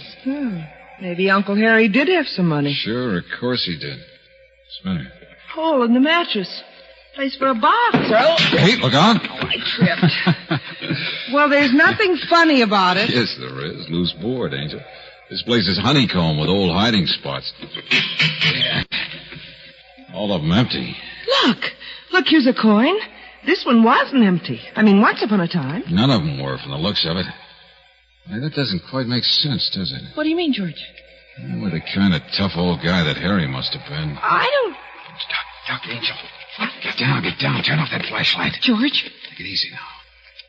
That's who I think it is. The man with the shovel. I can see him in the doorway. All right, shut the door, Buster. There's a draft. Never mind the match. George, look out for the shovel! Get away from me! All right, I guess now we can have some light, Angel. It's our neighbor. What's your name? Dorky, that right? Let go of me. Sure, I'll let go. The man who warned us away, the man who said Sophie was The just man a who ridiculous... warned Sophie away, you mean? What? I did not. You got mad and hit her, too. That's assault. Now, look. Listen to All me. a matter of geography. I remember what she wrote me about the two roads. And Doc Sellers and Douglas went to town this morning. That's in the other direction from your place by the hill. So how did you know that Doc had gone to town? He wouldn't have gone past you. That's the wrong direction. So I guess you knew he was gone because you'd been over there. Sophie herself must have told you where he was. All right. Don't prove anything. No, but your shovel does. I wondered why a guy who'd committed murder 5 years ago would be stupid enough to commit an overt act today. Murder? Now, look, I hated Uncle Harry, sure, but... You did I? Relax, Buster. You're just a little greedy, that's all. Come digging for the miser's cash. George, I don't understand. When people thought Uncle Harry disappeared, they'd naturally assume he took his loot with him. Now it seems he was murdered. That makes it a little different. Nobody alive would be smart enough to kill him and find all of it. An old cowhide skinflint like that... I know. That's why you wanted Sophie to stop raising alarm. If everybody knew for sure Uncle Harry was dead, why, you'd get trampled in the rush up here. He bilked me out of some of my property. You can't blame me Buster, for I'm not blaming you for anything. That's not my job. Now get out. Go on, go home. George, what on earth... Come on, you heard me. There isn't any gold around here. What's the matter, Angel? Don't you understand? We're all through with this case.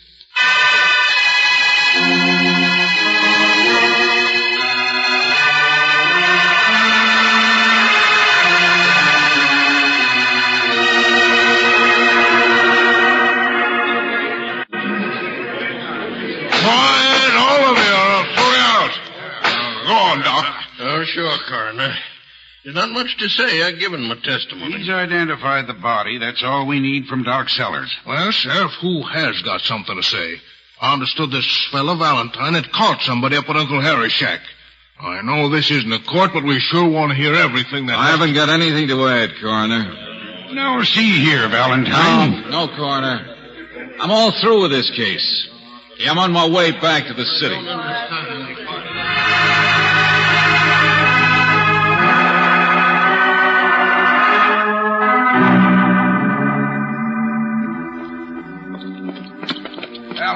Valentine. Yeah, what was the idea back there at the inquest? There's no idea, Doc. See here, if you think our sheriff is capable... The sheriff's all right, Douglas. Big compliment. He only wishes it were true. All right, now listen, all of you. Uncle Harry was a heel. The whole town wished him dead. Sheriff, when the skeleton was found, your idea was to let sleeping dogs lie, huh? Well, not exactly, but holy smoke, we gotta live with the people, you know. This place has been pretty nice for the past 5 years. Well, then? We'll take care of Dorky, all right. For assault, that's all, Sheriff. That's your business. Yeah, but now I got a murder to solve. You help get this rolling. You can't just walk off. All right. Keep your shirt on, Sheriff. You won't have to nail anybody in your town for murder. But you said that the... Well, let's start at the beginning. 5 years ago. Uncle Harry, the hermit, the miser, the boy with the gold. Somebody comes and tries to get his gold. Kills him, takes his gold. But you've been up to the cabin, Sheriff. How did the killer find all the loot in at least 3 separate hiding spots? Well, he could have twisted the old boy's arm or dug around. Nothing was disturbed. He went right to the spots. Yeah, I remember. And if he got rough with Harry, would Harry have told him where all the spots were? No. I see what you mean. No, you don't, Douglas. Maybe Sophie's an unhappy, bitter woman, but she had the right idea. Sheriff sent some telegrams to, where was it you got her last money order from? Someplace in Manitoba, Canada? Bunker, that no-good husband of hers, he's the one. Bunker? Well, I grant you he could have come up here after he left Sophie in San Francisco. I guess nobody would have known if he was out at Harry's place. Yeah, but she's had detectives looking for Bunker, tracing those little money orders he sent once in a while. Well, that's right. They ain't been able to find him, Valentine. Okay. But, Doc, you wouldn't be able to lie about x-rays of anybody who's still around here, would you?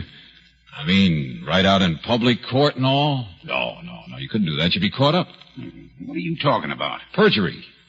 I waited just long enough for you to commit perjury at the coroner's inquest, Doc. Well, what are you talking about? A tin box with a live spider in it. Spider? Yeah, that's what gave me the idea, and it's the only way to explain everything. Suppose the spider got in there when the box was opened, say, a few days ago. By Doc alone. You're crazy. No more than your sister is. Suppose you switched some x-rays. We'll tie that together with what I said about Uncle Harry's hiding places. There's only one person who could have gone right to the hiding places. And that's Uncle Harry himself. No, now look. But he couldn't do that if he were dead, could he? All right, then. Suppose Doc here once treated a fracture for Bunker. Bunker? Yeah. Oh, boy, that would... Yeah, simple as that. 5-year-old crime. Man killed another man, threw him in the lake. And now, because his sister would inherit some property and so on, Doc decides to make the skeleton into Uncle Harry, when it's really the skeleton of Bunker. That's not true. Now, Sheriff, you gotta believe me. Perjury, Doc. Perjury, remember? But, Sheriff, I think the reason detectives haven't been able to trace Bunker is pretty simple now, don't you? Wrong description. Just send a description to Canada of Uncle Harry. They'll get him all right. And there you are, Sheriff. Instead of just a bunch of bones, Uncle Harry is a real live murderer. Uncle Harry? Well, I'll... Hey, Valentine, wait a minute. Where are you going? Back to the gal what brung me, Sophie. Yeah, there's a lot more important stuff to clear up in this case than dead skeletons. Yeah, Sheriff, I got a live client to drag out of her closet. A gal who hired me and then slammed doors in my face. Why? Well, in a couple of seconds, I'll find out.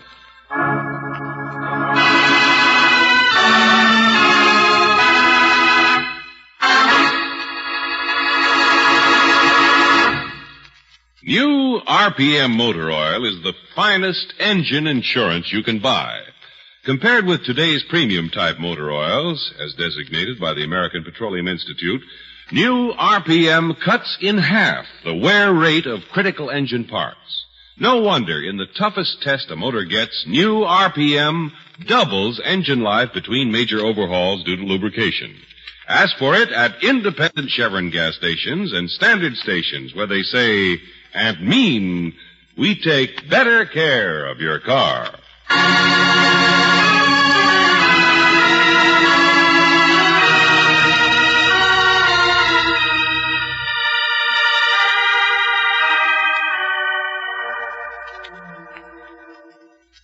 He hated Harry. Bunker hated Harry. Sure, Sophie. You must have come here to get some money out of Harry, and Harry defended himself, I guess. It's been sweet of Uncle Harry to send me the money orders all this time. Even if it is trapping him. I wouldn't be too sure it was sweet. It's kept the illusion that Bunker was still alive. He'd do that on purpose. Oh, yes, perhaps. In fact, I wouldn't be too sure you love that uncle as much as you claim. I think you just hated Bunker. But now Bunker's dead. Now you know he's dead. People can waste a lot of time hating, can't they? Oh, Sophie, I'll tell you something. You wasted a lot of our time before I caught on why you hired me, then didn't want to talk. Well, I told you were working. Well, I didn't think it was just Dorky's getting rough. It was the fact you began to remember whose leg had really been fractured, wasn't it? Well, I couldn't understand what the doc was up to. I'm so glad it was only perjury. Makes me feel much better. He'd been willing to wait another 2 years. You might have had Uncle Harry declared legally dead and collected his property that way. Yeah, but Doc wouldn't wait, that's all. Too good an opportunity. And the ironic part is, if it had worked, Uncle Harry couldn't have done anything about the inheritance slipping away from him. Not without admitting the whole story. Well, I can see why Doc was tempted, all right. Doc hated Harry.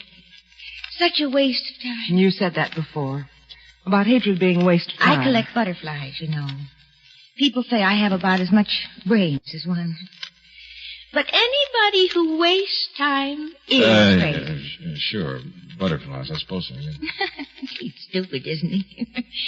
Doesn't learn any lessons from seeing what happens from an unhappy marriage. Don't worry, Sophie. I'm the teacher. What? Hey, what is this? Come along, George. Time to say goodnight. Oh, now you haven't seen my butterfly collection. You come upstairs with me and I'll show you my...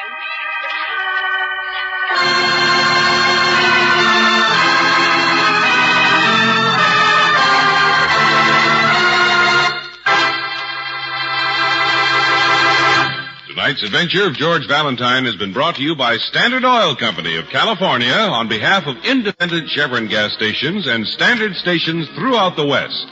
Robert Bailey is starred as George with Virginia Gregg as Brooksy. Let George Do It is written by David Victor and Jackson Gillis and directed by Don Clark. Lorene Tuttle was heard as Sophie, Larry Dobkin as Doc, Don Diamond as Douglas, Joe Duvall as the sheriff, and Fred Howard as Dorky. The music is composed and presented by Eddie Dunstetter. Your announcer, John Heaston. Listen again next week, same time, same station, to Let George Do It. Let George Do It is heard overseas through the worldwide facilities of the Armed Forces Radio Service.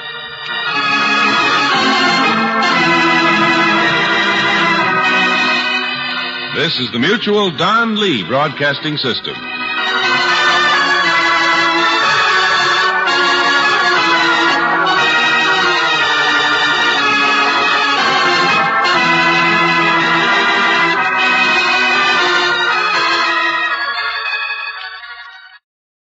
Welcome back. Well, this has got to be one of my favorite episodes of Let George Do It.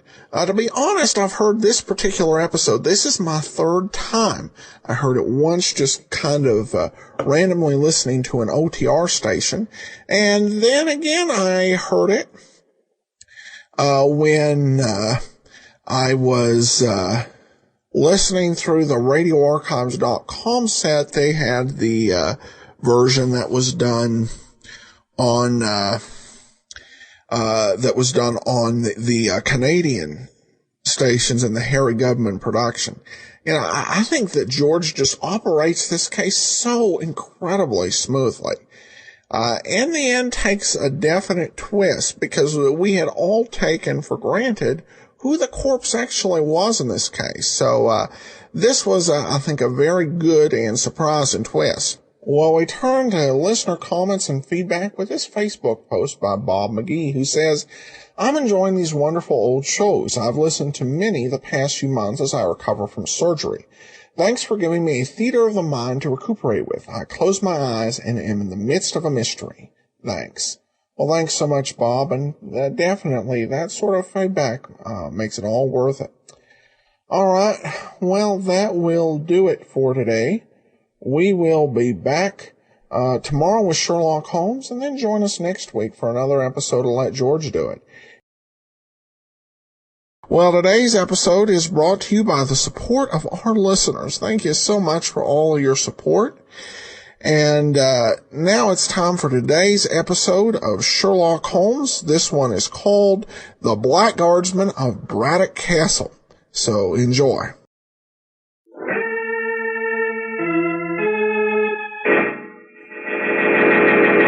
From New York City, the makers of Clipper Craft Clothes for Men and more than 1,200 leading retail stores from coast to coast present that immortal character created by Sir Arthur Conan Doyle, the world's most famous detective, Sherlock Holmes, starring John Stanley.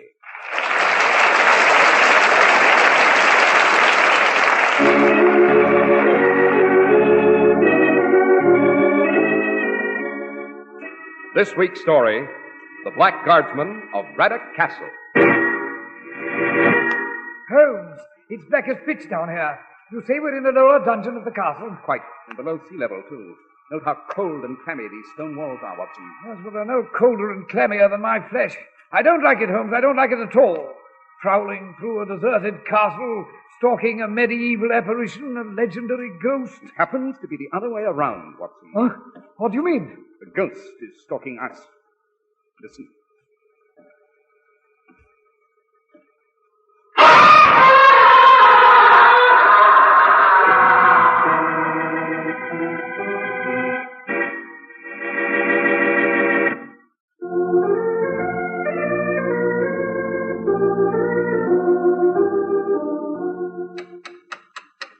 And so once again we raise the familiar brass door knocker of Dr. John Watson. Well, Mr. Harris, come in, sir. Come in and warm yourself by the fire. Thank you. I see you're deep in your memoirs, as usual, Dr. Watson. Yes. In fact, I've just completed a strange and terrifying case in which Holmes and I were involved in the West Country. Cornwall, to be exact. Yes? What's it called, Dr. Watson? The Black Guardsman of Braddock Castle. And I must say, Mr. Harris, that to this day, the very recollection of it is enough to disturb the uneasy realm of my sleep. Perhaps you'd like to hear it. Why, we most certainly would, Doctor. Well, to begin with, Braddock Castle had been empty and deserted for 50 years. It stood on an island off the rugged Cornish coast just north of St. Michael's Mount, and a devilish, gloomy, and forbidding place it was. The natives of the region gave this architectural monstrosity of grey parapets and towering battlements a wide berth, for reasons which I shall relate later. But one sunset, two fishermen were rowing their boat just off the island, heading for the mainland. Herbert. What is it, John? Hold up with the oars. Why, what's up? Hold up with the oars, I say. There's something floating on the water here. Great Peter.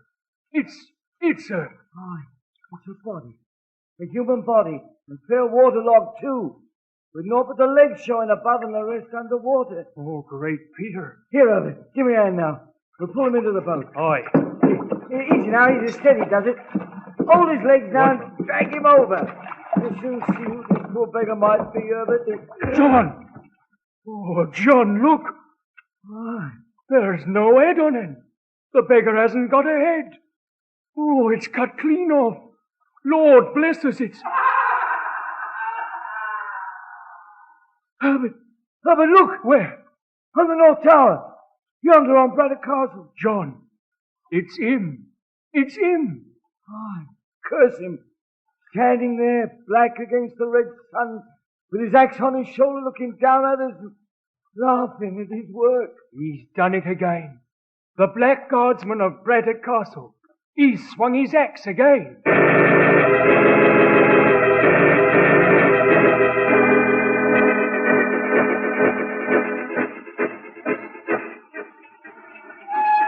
Well, Watson, in a very few minutes we shall be in Whitecliff on the mainland, directly across from Braddock Castle. And after that, Holmes? After that, we shall repair to the Green Lion Inn and ascertain from Lady Eleanor Wincroft the strange contents of her long telegram. Why, I thought it was quite clear. Rubbish, Holmes. Watson. It was written with a fine feminine disdain for logic.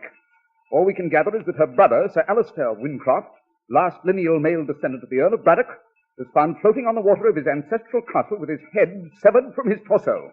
Sounds like an intriguing and rather sinister business, Holmes. Quite. But of itself not enough to force me to leave my comfortable quarters at Baker Street and endure this tedious trip to Cornwall. Then in heaven's name, what possessed you to leave in such great haste? Why are we aboard the Southern Railway now? Because of the legend of Braddock Castle. You're aware of it, Watson? Oh, vaguely. Something about a ghost, wasn't it? Almost every English castle has a favorite apparition, Watson. But this one is particularly bizarre. It seems that the castle originally belonged to a family named Wexley, who, like most good Cornishmen, supported the Lancastrians during the Wars of the Roses. Eventually, it was attacked by John Wincroft, Earl of Braddock, in 1497, and every defender wiped out. Every defender, mind you, but one. All but one, eh? This last defender was a guardsman dressed in black mail and carrying a huge battle-axe. From the topmost tower, he swore that his ghost would walk the castle and bring violent death to every Wincroft who dared to inhabit it.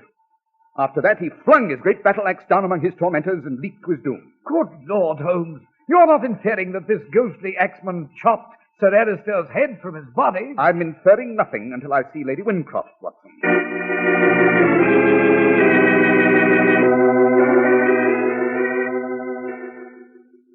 Mr. Holmes, I'm very grateful to you and Dr. Watson for journeying all the way down from London. There's no trouble at all, Lady Wincroft, no trouble at all. On the contrary, Watson, I found it a most unpleasant journey. However, Lady Wincroft, perhaps the challenge of this rather bizarre situation may provide us with all the compensation we need. Now then, a few questions. Of course, Mr. Holmes. I do not wish to appear rude. However, I must ask that you make your answers brief, precise, and above all, accurate. We shall get to the heart of the matter so much the sooner. You will bear with me in this, Lady Wincroft? I shall do my best, Mr. Holmes. Good. Now, to begin with, have the official police been notified? Oh, yes. The local authorities have already telegraphed Scotland Yard. Well, in that case, Holmes, I suppose Inspector Lestrade will appear in due course, huh? Quite. Now then, Lady Wincroft. 2 weeks ago, your brother Alistair crossed the bay to the castle. He took no companion, but went alone. In the interval, nothing was heard from him until last night when he was taken from the water. Is that correct? Yes, Mr. Holmes. Why did he undertake this special journey? Frankly, Mr. Holmes, our family has suffered, well, severe financial reverses. It became to our interest to sell the castle, but under the circumstances. I see. Under the circumstances, no purchaser would be interested as long as the legend persisted. Rather an expensive nuisance, this medieval guardsman, eh, Lady Wincroft? Yes. It was Alistair's idea to prove this legend nonsense, to rout the ghost, so to speak. Unfortunately, this apparition has heightened its own prestige in cruel and telling fashion. Now, Lady Wincroft, you'll forgive me if I ask you a personal and perhaps a rather painful question. Yes, Mr. Holmes? I don't mean to pry, but I have a curious mind. It seems odd to me that you show no grief over your brother's death. May I ask why? Oh, Holmes, I don't think... Please do not interrupt, Watson. Well, Lady Wincroft? Well, I had not seen Alistair since he was a boy. He dissipated what was left of our fortune at the gaming tables. Perhaps I sound callous, but it was he who was responsible for our present difficulty. And where has Sir Alistair been all these years? Though in Africa for the most part, somewhere on the Gold Coast. It was only very recently that he appeared here in Whitecliff with the idea of selling Braddock Castle. I see. Come, Watson, let's be off. Well, where are we going, Holmes? To the mortuary, of course, to examine the torso of the little lamented Sir Alistair.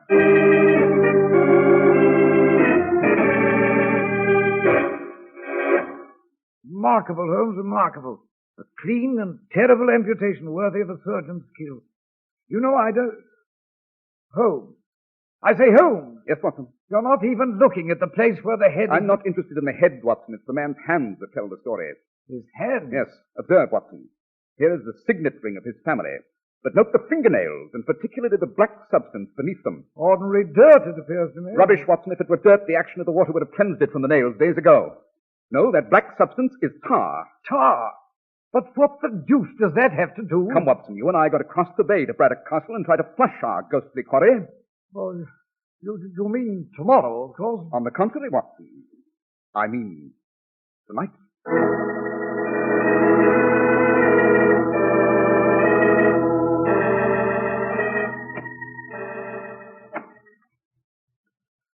I don't like it, Holmes. I don't like it at all. Rowing dead ahead into this beastly fog. We should have sighted Braddock Castle by now. Patience, Watson, patience. Of course, this whole Guardsman legend is sheer poppycock. The castle's been deserted and empty for 50 years. I wonder. Holmes, you don't mean to say you believe a ghost... No, Watson. I'm interested in seeing whether the castle has a bona fide tenant of more recent vintage and... Hello, what's this in the water? I don't see anything. But closer, Watson. It's oil slick. What of it? Interesting. This happens to be a region where motor-powered craft never come. There it is, dead ahead. Braddock Castle. You see it? Through that rift in the fog? Yes. Unpleasant-looking place, isn't it? As bleak and forbidding a fortress as I've ever seen. Observe, Watson. The mist seems to be swirling away from the parapets now. Very soon we'll... Watson, look. Where? On the topmost tower. Great heavens, it's him. The Black Guardsman of Braddock. It is indeed. Look at him, Holmes. Look at him. Standing there with his great axe over his shoulder. Watching. As though waiting to welcome us. Eh, Watson?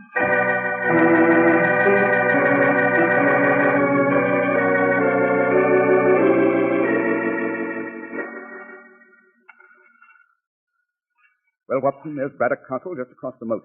You've secured the boat firmly? Oh, yes, Holmes, I have. Note that our good friend the Guardsman has left the drawbridge down, an open invitation for us to cross. Very considerate of him, don't you think? Too considerate. And there seems to be a small door at the other end of the drawbridge. The moon's coming out now, and I can see it plainly. Come, Watson, we'll cross over and investigate it. Well, he seems to have disappeared from his watchtower above. Probably watching us from somewhere inside the castle, Holmes. I only wish I'd brought my service revolver from London. Late for that now. Hello, here's the door. Probably locked. On the contrary, Watson, it's open. Holmes, I don't like it. This mysterious medieval apparition doesn't make sense. I beg to differ, Watson. We're dealing with a rare intellect playing a sinister game to the finish. Yes, with the drawbridge down, this open door, he seems to be inviting us in. Precisely, into what he hopes is a trap. And... Good heavens, Holmes! The drawbridge is going up behind us. Quite. That means he's cut off our line of retreat. Yes, and in that case, Watson, we'll just have to accept the Guardsman's invitation. Come, let's see what lies beyond this door.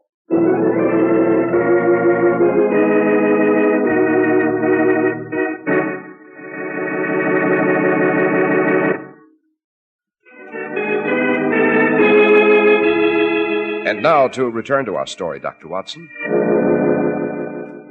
Well, as I told you, Mr. Harris, Holmes and I opened that small door at the end of the drawbridge leading into the lower depths of Braddock Castle.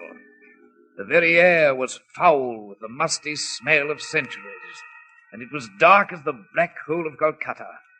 I could feel the hackles rise on the back of my neck, standing there in that eerie place.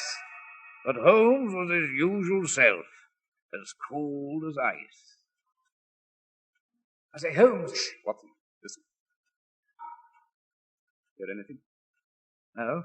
Then let us proceed. This seems to be a narrow passageway of some kind. Stay close to me, Watson. My dear fellow, I'm so close now I'm breathing down your neck. Holmes, can't we light a match? Out of the question. But it's pitch dark. Quite. There may be a pit or some floor trap ahead. Chance we'll have to take. But Holmes... I repeat, Watson, it's out of the question. We can't afford to reveal our whereabouts to our phantom friend. You ask me, the blighter already knows. What's the matter, Watson? The place is filled with spider webs, thousands of them. Yes. Proves no one's passed through here lately. Note, Watson, how this passageway slopes downward. Oh, I'd give £100 to know where it leads to right now. What is it, Watson? Oh, Speak up, man. I just ran into a spider web head on. Calm yourself, Watson. Spider webs won't hurt you. Perhaps not, but dash it all, there was a big spider in the middle of this one. Holmes, let's get out of here. In a moment, Watson, in a moment. There's a means of egress here. Those stone steps at the other end of the room. Apparently, we're below sea level. Observe how cold and clammy these stone walls are. Yes, well, they're no colder or clammier than my flesh. I don't like this at all, Holmes. I don't like it at all. Prowling through a deserted castle, pursuing some medieval apparition. It happens to be the other way around, Watson. Oh, what do you mean? Listen. Holmes, the Black Guardsman. Undoubtedly. He seems to be waiting. Good heavens, someone screamed. Holmes, what the devil? No time for talk now. Quick, Watson, up those stone steps.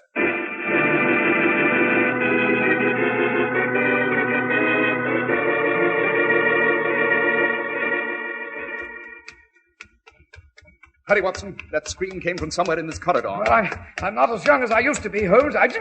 Hold on. What is it, man? Oh, dear, I believe I just stumbled over a body. If you did, it's undoubtedly Sir Alistair Wincroft. Sir Alistair, but he was found dead in the bay. Rubbish, Watson. I'll venture to say this is Sir Alistair here. Let's have a light and we shall see. Oh, yes, here we are. Good Lord. What a ghastly sight. Yes. The Black Guardsman of Braddock Castle has bloodied his axe again. But how do you know it's... Sir Alistair, a quick search should prove it. Ah, yes. Here's the man's wallet. Identification papers. Look for yourself, my dear Watson. Let me see. By Jove, it is Lady Eleanor's brother. Right. But who was the man they fished up out of the bay? Anonymous, Watson, but a sailor, certainly. The man's hands were rough and there was tar under the fingernails, a sure sign of the nautical trade. It was obvious that the hands of the headless corpse were not those of a gentleman. Yes, but this Think, sailor... Watson, think. An elementary connection stares you in the face. You recall the oil slick in the bay? From this point we may deduce that... Holmes, there he goes again. Elusive beggar, isn't he, Watson? But with a pronounced tread, far removed from the ethereal.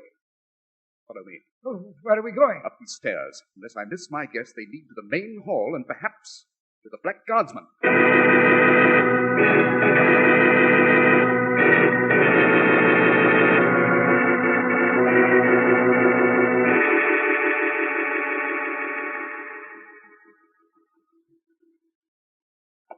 Well, Holmes, you were quite right. This is the main hall of the castle. You can see by the moonlight filtering in through the windows. Quite. And, Holmes, what the devil are you peering at the floor for? Dust. Its telltale granules have marked the path of many a criminal to the gallows. Aha! Capital. What is it? Observe, Watson. Footprints. The floor is covered with them in a thick dust. And very peculiar they are, too. Peculiar in what way? Use your eyes, man. Use your eyes. It's obvious. These footprints were made by bare feet. Bare feet? Holmes, that doesn't make sense. On the contrary, Watson, it does. It makes very good sense indeed. Fascinating, these impressions in the dust. Note, Watson, coming in from the direction of the main hall door, they're vague, shuffling, not clear at all. Note, too, they weave from side to side as though their barefooted owners were somewhat intoxicated. Well, what does that signify, Holmes? It's very clear. It shows that each of these barefooted men was carrying a heavy burden which caused them to stagger and shuffle erratically. On the return journey, the prints are quite clear. You mean somewhere up those stairs, these barefooted men disposed of their burden? Precisely. And if we follow them, Watson, I think we shall find some sort of large room and perhaps some immensely valuable loot peculiar to the continent of Africa. Africa? Holmes, what the deuce? Follow me, Watson. In a very short time, I hope to gratify your curiosity and dissipate your bewilderment.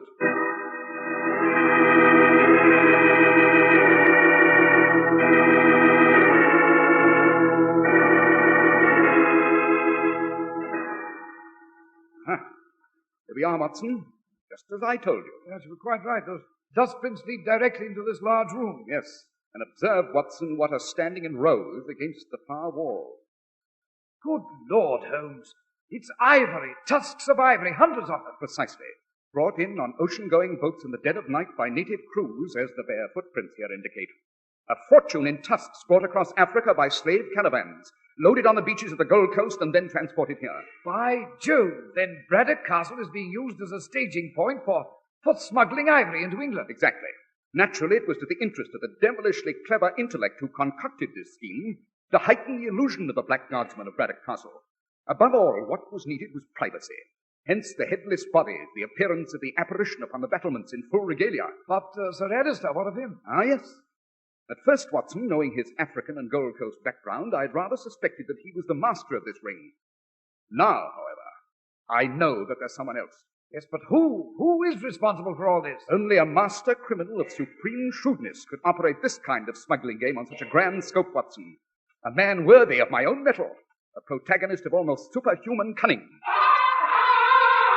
Holmes! It's the Guardsman again. Yes, he's running up those stairs leading to the tower. Here, Watson. Seize a weapon and give me one. Right, you are. Thank you. These swords will do, and let's set out after him. By Jove, Holmes, it looks as though this time we may meet him face to face. If our friend the Guardsman is who I think he is, that'll be useless. He happens to be a man of 1,000 faces. Come, Watson, to the chase.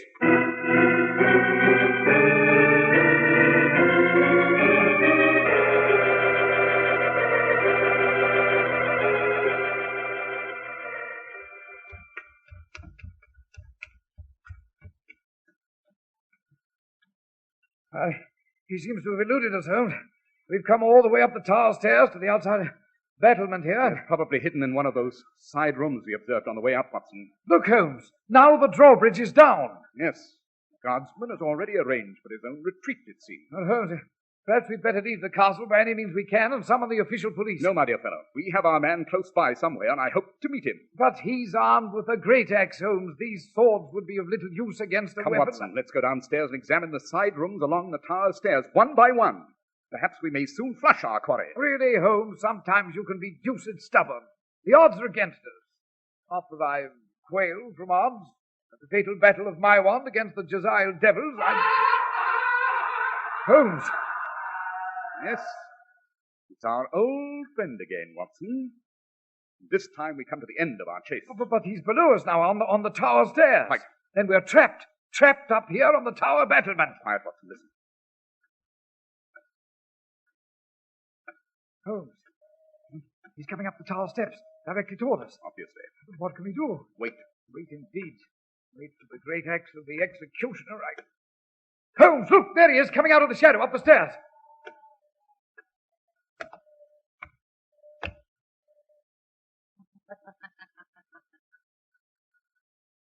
Good evening, Holmes. Dr. Watson. We meet again. Eh, Professor Moriarty? Moriarty. Come, Moriarty, we're old antagonists and we may speak freely. I rather suspected that a swindle of this magnitude was worthy only of a man of your talents. Very observant, my dear Holmes. Thank you, Professor. You're also an infernal nuisance. It's caused me no end of trouble, you and the good doctor, in this, my latest enterprise. I presume you know all about it? I do. In that case, I must remove you both from this mortal coil. The Black Guardsman of Braddock must keep the castle inviolate, eh? 2 strokes of this axe, 1 for each of you, and the score is settled. As you settled it with that sailor and with Sir Alistair, eh, Moriarty? I needed my first mate to tell a ghost story, Holmes. As for Alistair, he was a fool. I found that our mutual enterprise suffered from his stupidity, therefore I removed him, as I must remove you. Holmes, he's raising the axe. Don't be a fool, Moriarty. You throw that axe, you may decapitate one of us, but in that case you'll have to close with the other, and we're each armed with a sword. A simple example in mathematics, eh, Holmes? Quite.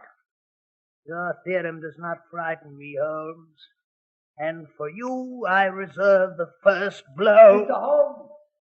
Mr. Holmes! Watson, Inspector Lestrade. What the devil? Look out, Holmes, he's throwing the axe! Missed me by a hair, Moriarty. Mr. Holmes, Dr. Watson, where are you? Up here in the tower, Inspector! Watson, stop him! Stop Moriarty! Good Lord, Holmes! He plunged over the battlement into the sea.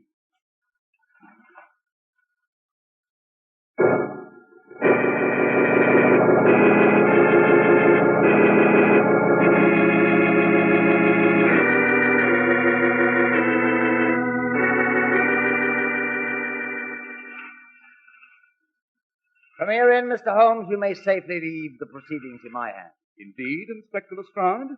And what further proceedings are there? Oh, a number of things. Details that engage our attention before we can report this case closed. Ah, I see. We. First of all, we shall recover the body shortly, and then I shall take steps. Rubbish, Inspector. Huh? You won't recover the body of this particular criminal. Come now, Mr. Holmes. I give you credit for a fertile imagination and indeed a certain analytical talent, but we are dealing in the realm of fact here. Pray proceed with your dissertation, my dear Inspector. The man plunged from a high battlement to the sea below. He may have struck directly on these rocks or avoided them. It doesn't matter. He's most certainly dead, Mr. Holmes. Is he, my dear Lestrade?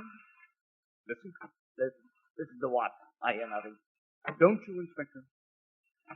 By Jove, oars. Someone's rowing away from the island. Quite. It's impossible. It can't be. Ah, yes, Inspector, but it is. That was Professor Moriarty, a man of many parts with a special genius for staying alive. Yes, Lestrade, he's done it once more. It escaped me. But somewhere, someday, we shall meet again.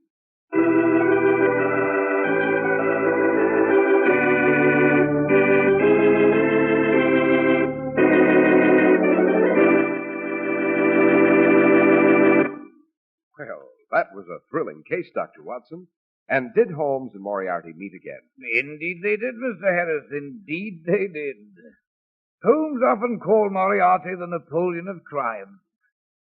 Ah, yes, I'm afraid the professor was the only man that Sherlock Holmes really respected. Well, I hope we meet the professor again, too, Dr. Watson.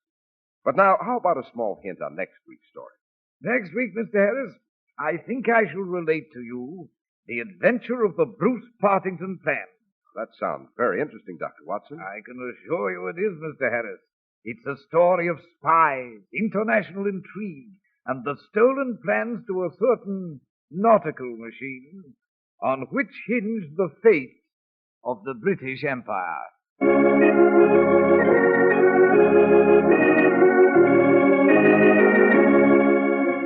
The makers of Clippercraft clothes and more than 1,200 leading stores from coast to coast have brought you another in the new series of broadcasts featuring the world's most famous detective, Sherlock Holmes.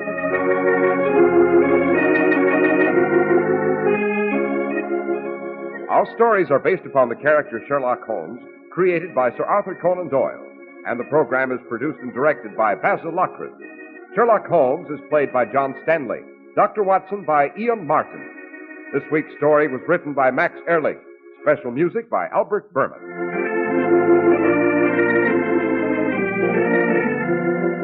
If you don't know your Clippercraft dealer, write Clippercraft, 200 Fifth Avenue, New York City. Be sure to listen next week to Sherlock Holmes in The Adventure of the Bruce Partington Plan.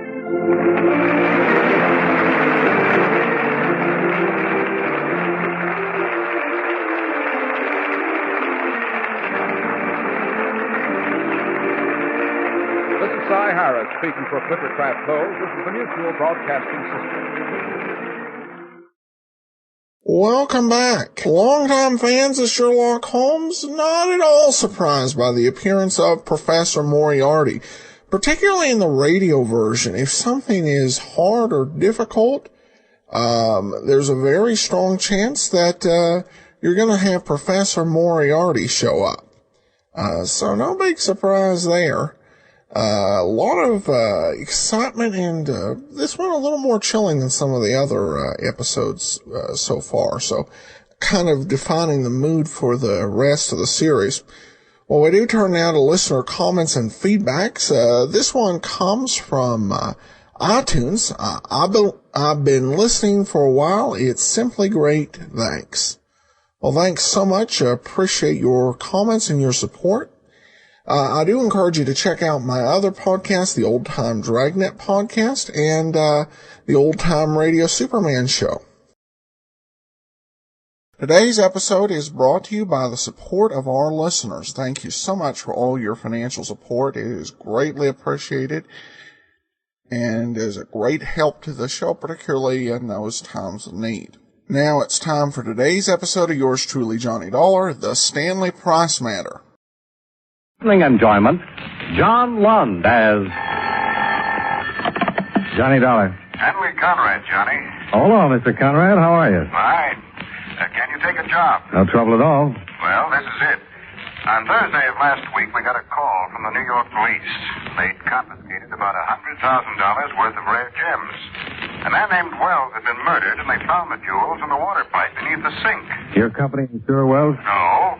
One of our clients in Europe was robbed about 3 months ago. The same jewels? We think so, but we can't be positive. They've been removed from their settings, and some of the larger ones have been recut. The police are holding Mrs. Wells, and she claims the jewels are rightfully hers. She says neither she or her husband knew they were hidden in the water pipe. Well, unless it can be proved the jewels were stolen, she's just liable to end up with them. Possession, huh? Yeah. It's a funny one. When can you start? I've started.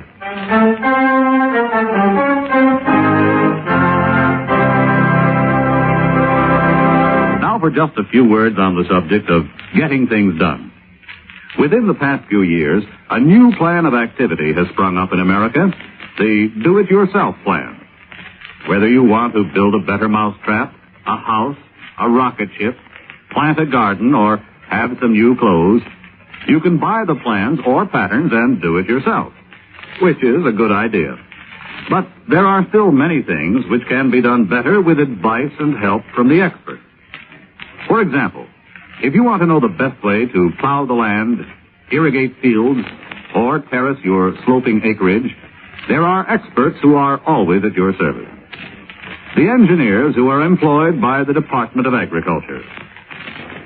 They are also the ones to ask for advice in constructing the buildings and potato cellars and seed beds on your farm. If you need electrical power on your farm, the department's electrical engineers will give you the help you need.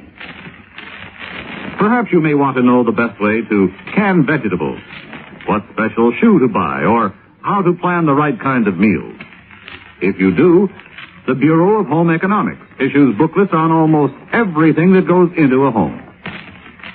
If you want to set up a practical bookkeeping or accounting system to help budget and control your farm expenditure, the Department of Agriculture will help you work out the system which is best for you. It will also give farmers advice on financial matters, even help with cash loans, and help the farmer establish prices for his products which are fair to both him and the buyer. All in all, the Department of Agriculture is a right neighborly organization to deal with, and an important part of your United States government.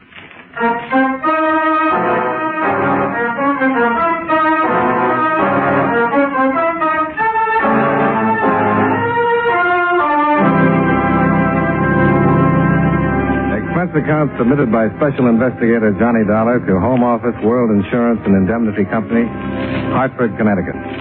The following is an accounting of expenditures during my investigation of the Stanley Price matter. Expense account item 1, $21.85. Train fare and incidentals between Hartford and New York City after receiving from you the necessary information concerning the case. I arrived in New York at 10 o'clock that morning and went directly to police headquarters, where I looked up Captain Fred D., in charge of robbery detail. Sit down, Mr. Dollar. Oh, thanks. Glad to help you any way I can. Well, if it isn't too much trouble, I'd like the whole thing from the beginning. Sure. Last Thursday, we got a call from a man named Price, Stanley Price. Said if we came to 956 East 114th Street, we'd find 100,000 in stolen jewels. Then there was a shot, and the line went dead. When we got there, we found the dead man. Wells? Yeah, Robert Wells. Shot twice in the head. You're holding the wife? Not since 8 o'clock this morning. We've got no evidence. No murder weapon, nothing. And, of course, she swears she knows nothing about it. Your company thinks the jewels belong to one of their clients. Yeah, but they've been taken out of their settings and recut. Such a good job, they can't be identified. Only one thing that ties in. Wells returned from Europe last Tuesday. Been over there for about 3 months. The robbery was abroad. Yeah. Got anything on the man who gave you the tip? Stanley Price? No, nothing much. We know it's Stanley Price. We think it's the same man. He's small-time hood. Picked up a couple of times. No convictions. Been making book lately, but we can't prove it. Can't find him anywhere. We got an APB out on him. And you released Mrs. Wells? Yeah. She living in the same place? Well, she went back to the apartment. She's still there. We got it staked out. Well, it seems to me the first thing to do is find Stanley Price. We'd like to. I've got an old friend that knows all about small-time bookmakers. I'm going to drop by and have a talk with him. Anyone I know? Oh, probably. But he'd be hurt if I mentioned his name. Hope you make out. Now, what about the wife? You going to see her? After I take care of a few details. What's she like? You won't mind a bit.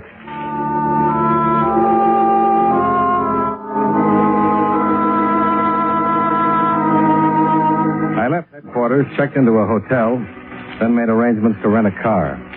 At 12:30, I was pulling up in front of a brownstone in the village where an old friend lived. His name is Henri Duval, abstract painter and lover of Paris. Mutuals. Henri.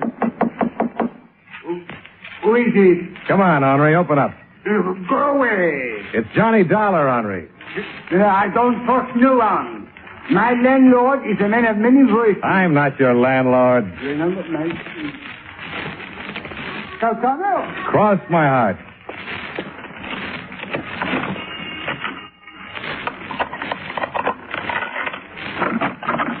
Johnny. Mon ami, Johnny. I haven't much time. I need a favor. A favor. A favor.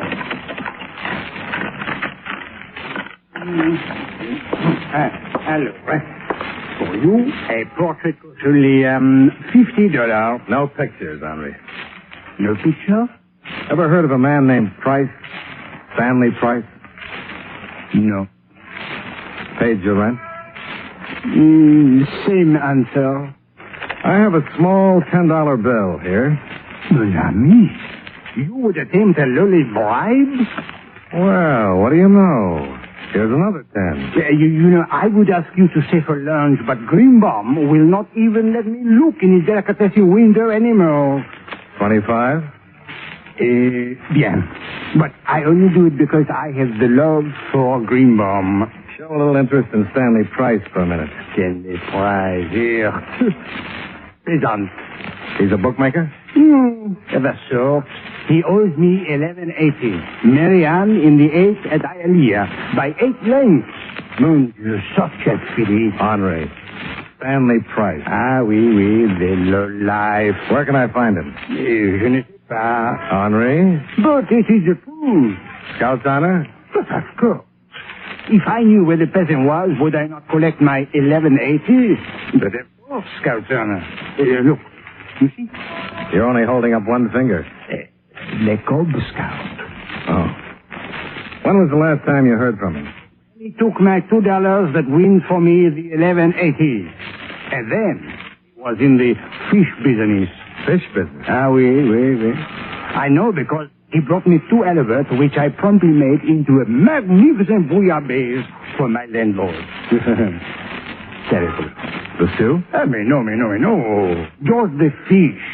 Believe me, those 2 halibut were sold. They remembered Jonah.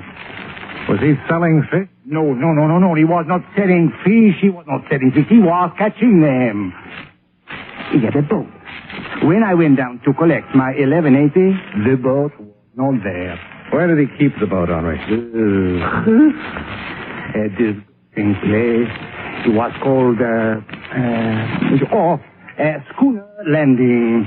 A place like that simply should not be. Do you know why? Stinks. Oh. Well, thanks, Henry. You are leaving? Yeah, you can unlock the door. Wait.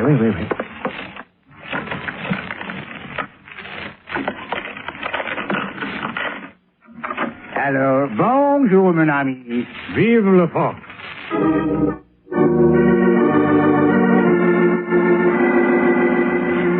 I climbed back into the rented coupe and drove to the waterfront where I finally located Schooner Landing. A lot of small boats were tied up in slips, and an old man sat outside a shack at the head of the dock, sunning himself. Hello. Hello? You run this landing? Yep. You know a man named Price? Stan Price? Yep. Yep. Seen him lately? Nope. When was the last time you saw him? You're a cop. Nope. That's too bad. Why? He owes me a week's rent on a boat. Skip us? Understand he was fishing down here. That right? Yep. How long ago did you rent the boat? 2 weeks ago. When did he skip out? About a week. Anything unusual about things that he did? Well, he weren't no fisherman. Why do you say that? Yeah, he didn't know the first thing about it. Fishing, that is. When he first rented my boat, he used to go out for 2 or 3 hours, come back with a couple of fish. Didn't have no gear to speak of, no live bait. Just a pole. Well, didn't that seem kind of strange? Weren't none of my business. He had a license. You mean a regular fishing license or a commercial? Yep. Commercial? Yep. Did he do anything unusual the last day he was down here? Well, don't know. He went out about 4 o'clock in the afternoon. Was back here about 6:30. Only thing unusual about that is time to do fishing. What date was that? Week ago yesterday. Oh, no, wait. No. It's a week ago tomorrow, Wednesday. Oh. Thanks, Pop. You sure you ain't a cop? Yep. G-man? Nope. Don't say no more than you have to do. Nope. Bye, Sonny.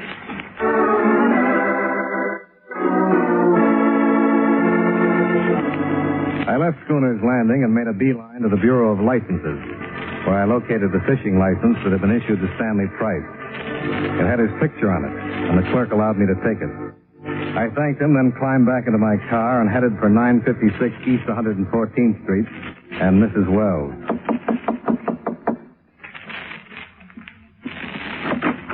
Yes? My name is Dollar. What can I do for you? I get tongue-tied when I stand in a hall. You want in? That's it. Why? Ever see this picture before, Mrs. Wells? Come in. The man in the picture, who is he? Don't you know? I've only seen him once. Oh, won't you sit down? Thanks. Where did you see this man, Mrs. Wells? He came to see my husband. He was leaving just as I arrived. Your husband say who he was? No, mentioned something about some business he had with him. Well, if it makes any difference to you, this man in the picture is Stanley Price. Oh, one the police are after. The man they think killed my husband. The man who called and told the police about the jewels your husband hid in the water pipe. You're from the police? No.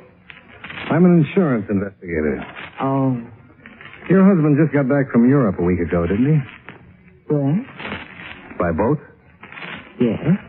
What day did he arrive? Last Wednesday. You know, I don't think I've ever seen a man with such attractive eyes. They're really very unusual. Nice hair, too.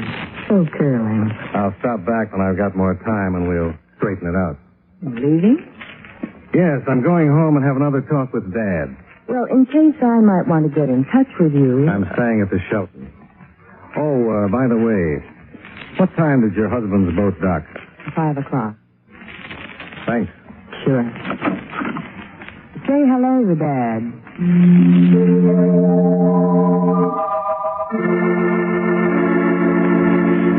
I finally managed to get down to my car and drive back to the hotel. I called Lieutenant D and briefed him with what had happened to date. Then I went downstairs to get some lunch. As I crossed the lobby... Don't turn around. What is it? Just keep looking straight ahead. I want something. I was just going to have some lunch. It'll keep. Will it? I haven't got much time. Give me the picture. Oh. Let's have it. And if I don't? Then you get shot right in the lobby of the Shelton Hotel.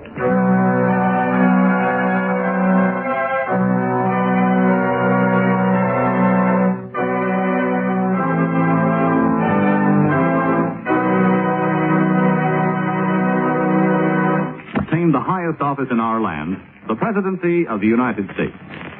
Can you guess the name of this man? In 1868, after being appointed president of Hiram College, where he had previously taught, he married one of his ex-students.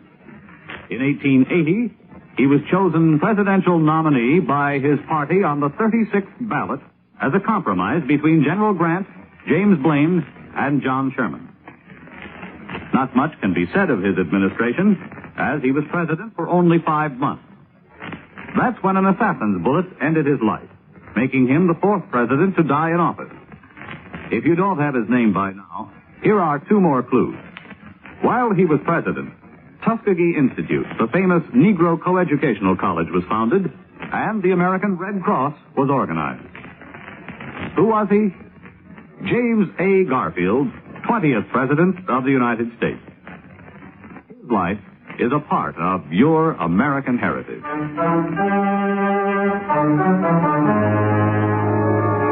And now, with our star, John Lund, we bring you the second act of Yours Truly, Johnny Dollar.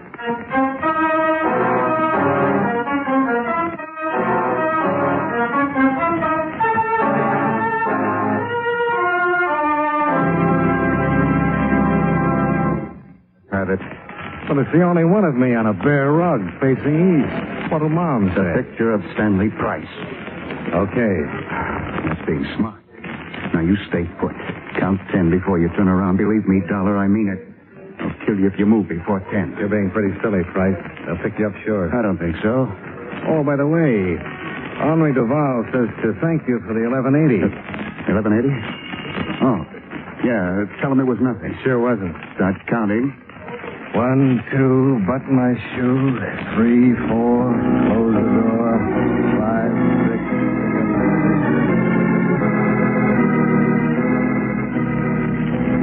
I counted to 20, just to be on the safe side. Any guy who'd stick a gun in my back in broad daylight in the middle of a hotel lobby was pretty desperate. I finished counting, put in a call to Henri Duval, then headed for the robbery division and Captain D. Right in the hotel? Yeah, not 10 minutes ago. I had that picture of Stanley Price from the fishing license. No, I don't get it. What's so important about that picture? Certainly not the only one of Price. We got mugs on him in the file. I got a big hunch. My boss said it was important to prove those jewels were stolen or have somebody positively identify them. But if this wasn't done in a certain amount of time, the jewels would automatically go to Mrs. Wells. Well, that's right, under normal circumstances. If we couldn't prove they were stolen or that they belonged to someone else, we'd have to turn them over. But there are enough extenuating circumstances. The killing of Wells, the way the jewels were hidden in the pipes, robbery in Europe, and Wells' subsequent return a short time later. We can hold on to them for a long time. Don't. What? Do me a favor and turn them over to Mrs. Wells. I think it'll bust this thing wide open. That's a big order. Look, the guy who stuck me up in the lobby knew I had the picture. Somebody had to tell him where I was staying. Only people who knew that were you, Mr. Conrad from my company, and Mrs. Wells. All right, Mrs. Wells told Price. It wasn't Price. It wasn't? Not unless he paid Henri, that is a friend of mine, $11.80 in the last couple of hours. Maybe he did. He didn't. I checked. Look, I'm sorry, but I'm confused. Yeah, so am I a little. But it figures something like this. Wells arrived last Wednesday by boat in the afternoon around 5. That's right. Stanley Price was being a fisherman then. Okay. He'd rented a boat, taken out a fishing license. The day that Wells arrived, Price went out in the afternoon, stayed about 2 hours, came back, and then disappeared. Then Wells shows up with a sink full of jewels. Right. Probably had them on the boat. Avoided customs by dropping them overboard, and Price picked them up. Yeah, and Price could have killed him for them. Oh, it doesn't make sense. Wells was killed in his own apartment. Yeah? If Price picked up the jewels out of the water, why go to Wells, give him the jewels, let him hide them in the sink, kill him, leave without getting them, and then call the police? I'm convinced. Another thing. The pickup was pretty carefully planned. Wells couldn't have done it all by himself. He was in Europe. Somebody here had to plan it. Someone who knew Wells had the jewels. The wife. Yeah, looks that way. And the guy who stuck you up wasn't Price. Maybe there's a third party. Yeah, it could be, but I doubt it. I'd like to go down to the morgue and take a look at Wells. Sure, I'll call him.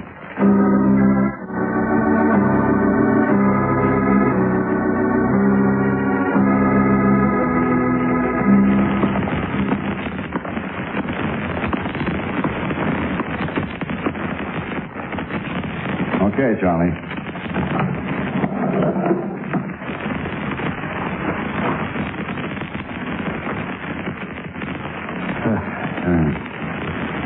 Didn't help his face. How'd you get an identification? The wife.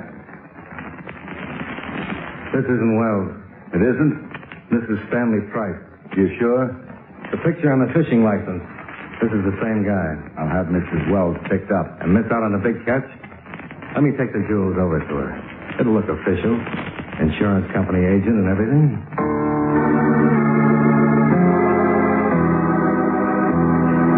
The captain was reluctant, but he agreed.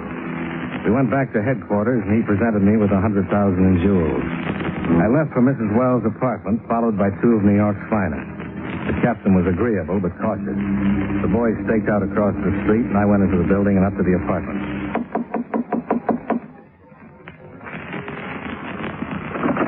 Hello. I spoke with Dad. Was his advice sound? Oh, he just said there were bound to be days like this. Then come in. Is this going to be business? I come bearing gifts. Oh? I'm afraid the police can't keep these any longer. The jewels? Mm-hmm. There you are. I don't understand. Well, there's a little law after a certain But time. the last time I talked with the police, they said they could impound them until my husband's murder was cleared up. No, afraid not. You mean I just get them? No strings? Not a one. Mr. Dollar. Mm-hmm. Sit down. Sure. Now, you work for the insurance company, don't you? Uh-huh. Well, my husband wasn't insured. Oh, he should have been. Not that you need the money now, but just suppose you hadn't been lucky enough to have your sink stopped up with all those nice little jewels. If my husband wasn't insured, why are you mixed up in this? You really want to know? Uh-huh. My company thinks those jewels were stolen from one of our clients. I just can't stop looking at your eyes. They're even bluer in this light. Honey, get to it. All right. I think something's real wrong. Wrong? Mm-hmm. I thought maybe you'd like to tell me what it's all about. Well, you've got the jewels. And what do you think I'm going to do with them? Well, that's up to you, isn't it? Your company thinks these jewels are stolen, and you're just turning them over to me. Can't do anything else. Mr. Dollar. Johnny. Mr. Dollar, it's too easy. Disappointed? Well, suspicious. I've been around a little while. Somehow I guessed that. And I think you're trying to put little Lois in a bind. Really? Yeah. And even if you've got the prettiest eyes in the whole wide world, I'm not going to let you. You have something in mind? Mm-hmm. Tonight. What? Oh. It landed right behind my right ear. I don't know what it was, but it was hard and it was cold. Whoever was on the other end of it had moved up behind the couch while Lois had kept me occupied. I went right to sleep and stayed that way for about 10 minutes. When I came to, I was all alone, except for a large swelling that was getting big enough to wear a hat. I stumbled downstairs and looked for the two policemen on stakeout, but they disappeared too. So I found a phone booth and put in a call to Captain D. They're tailing the wife. Tillman just checked in and said they were with her downtown. She's doing some shopping on Fifth Avenue. She's a decoy. She's leading your boys away from Wells. Where are you? In the Wells apartment. I got slugged about 10 minutes ago. Wells must have been in the apartment the whole time. After he put me to sleep, the wife probably left by the front door and led your boys downtown while Wells left by the back way. You can bet he's got the jewels. He'll try to get out of town. I'll have every exit from the city covered. Okay, but he's smart enough to know that. When you're through, meet me at Schooner's Landing. Schooner's Landing? Yeah. My guess is Wells is going to take a boat ride.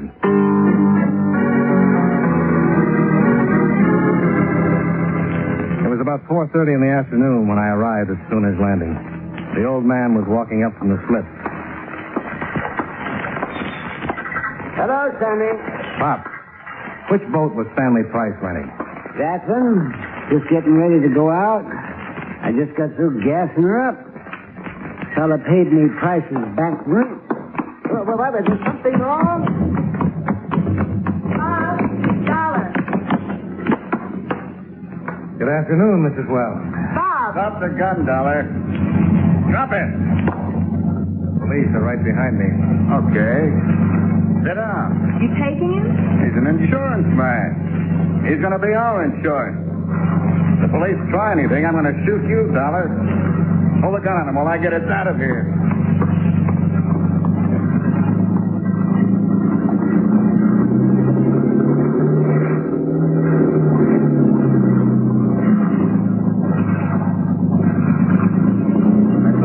Shopping at Fifth Avenue. I was. Those two policemen that were following me probably still think I'm trying on lingerie. That's what happens when the police force hires gentlemen. How's your head? Uncomfortable. Oh, I'm sorry. I'll bet. Boys, Yeah? take over the wheel. Keep it headed right for the breakwater light. Know anything about boats? They float. It's going to be a long ride. It'll be pretty rough when we hit open water. You're Robert Wells, aren't you? That's right. How'd you figure it? I saw Price in the morgue. Your wife identified him as you, but the picture on the fishing license showed he was Price. He didn't know whether I was working with the law or not, but you had to get the picture to give yourself enough time to get out of the country. I knew the damage you could do if it got to the police. Why did you kill Price? He wanted 50% for fenceless stuff. I said no, and then caught him phoning the police. Had to kill him. So you put your papers on him and told your wife to identify him as you. The jewels were in the pipes under the sink. I knew the law would be there in 10 minutes, so I had to take a chance they wouldn't find him. Bob, there's a boat coming up pretty fast. So what? I hate to spoil the party, but I think it's the Coast Guard. Bob! Shut up and stay with that wheel. It looks like the police. Shut up! All right, Dollar. Get up on the bow. Oh, I'll get seasick. Move. I want him to see you. Look, I don't swim very well. How about if I take this life preserver? Put it down. Sure.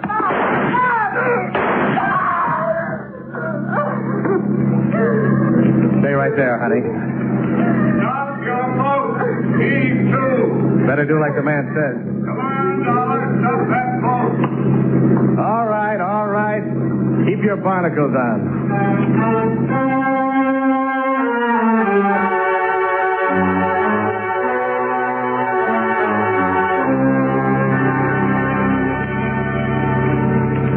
Expense account item 2. $8.75 for a big dinner that made up for the lunch I'd missed. After that, I went back to the hotel and got myself 12 hours of a good night's sleep. Expense account item 3, the $25 I bribed Henri Duval with. The last time I saw him, he was in Greenbaum's Delicatessen, spending the money with his arm around Greenbaum. They were both smiling. Expense account items 4 and 5, $42.15, car rental and hotel bill. Item 6, $15.65, train fare and incidentals back to Hartford. Expense account total, $113.40. Yours truly, Johnny Dollar.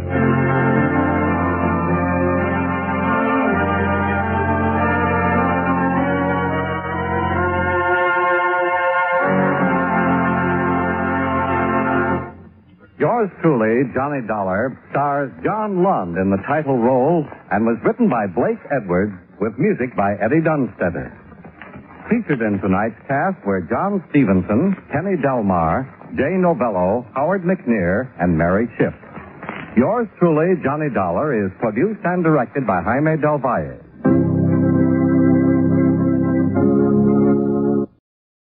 Welcome back. Well, this is one of those mysteries where the most important fact is who actually was murdered.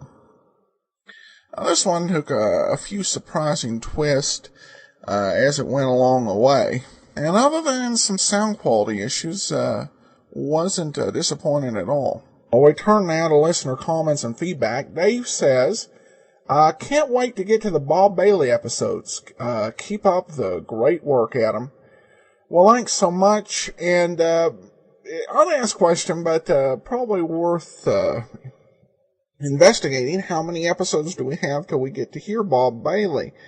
By my count, we have another 42 weeks of yours truly, Johnny Dollar, with John Lunn, and then with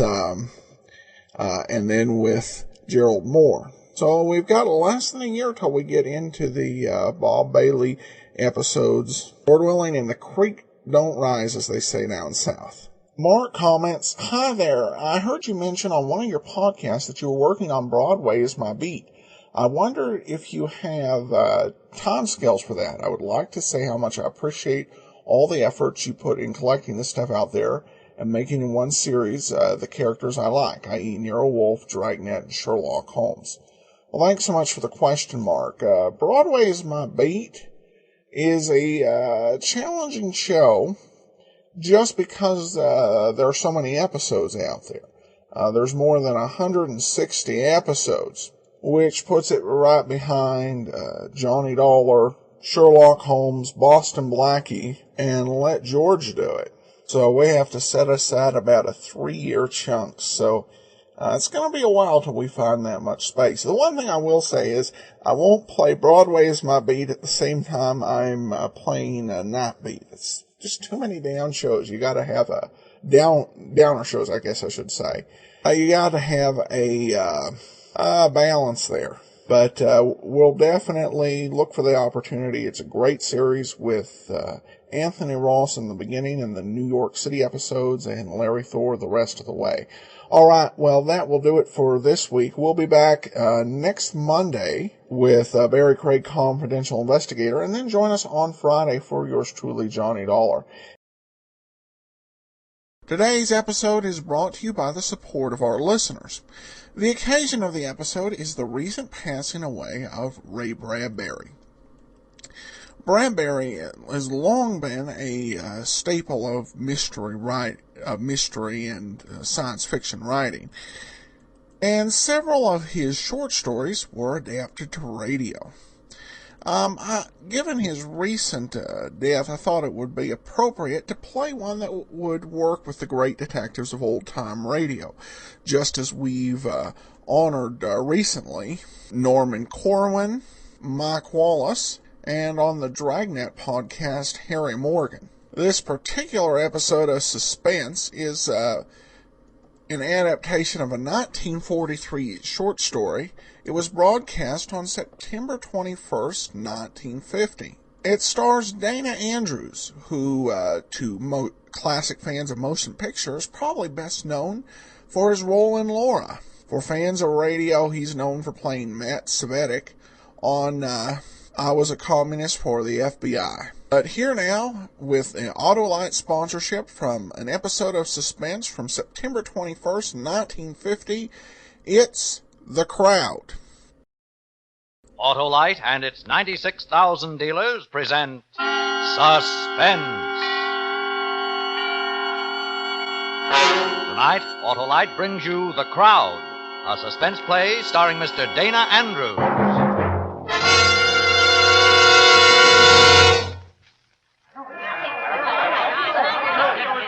All right, stand back. Keep moving. You got other places to go. Go to them. What's the matter, officer? Somebody dies? Somebody get killed? Yeah, now you know, so keep moving. Oh, Lieutenant. Here, Lieutenant, I didn't see you. I didn't mean to poke you in the tummy with my billy. What happened, officer? Lieutenant, the way it happened, Officer, we got a right to know what it's all about. What's going on up there? I can't see. Get somebody to hoist you up on their shoulders, citizen, then you'll see. Well, sometimes I don't understand this kind of thing, Lieutenant. A couple of minutes ago, this was an empty street. Now this crowd... You still haven't told me what happened. Well, I was directing traffic up the street. A woman screamed, and I thought it was just, well, you know. But no, it was this guy laying on the sidewalk with a knife in him. Dead, murdered. The people running around him, this crowd. Is he dead? Let me look. Get out of my way. I want to see. Dead, huh? Dead. In just a moment, Mr. Dana Andrews in the first act of The Crowd. Hi, Hap, new suit? Yeah, Wilcox, you like it? Love it. Reminds me of Autolite ignition engineered spark plugs. Custom made and a perfect fit for your car. Yeah, it's real hand tailoring, too. You said it. Autolite engineers tailor spark plugs just as they tailor the complete ignition system used as original factory equipment on many leading makes of America's finest cars. That's why ignition-engineered Autolite spark plugs are world famous for quality and dependability. How to give me a lot of wear. Thousands of miles. Why, when you replace worn-out spark plugs with ignition-engineered Autolite spark plugs, you get smoother performance, quick starts, gas savings. Hey, Wilcox, everybody knows about Autolite spark plugs. How about my full suit? Ignition-engineered Autolite spark plugs will suit your car in every season, Hap. So, friends, see your friendly Autolite spark plug dealer and have him replace worn-out spark plugs with world-famous ignition-engineered Autolite spark plugs. Whether you choose the resistor type or the standard type, you can be sure money can't buy better spark plugs because you're always right with Autolite.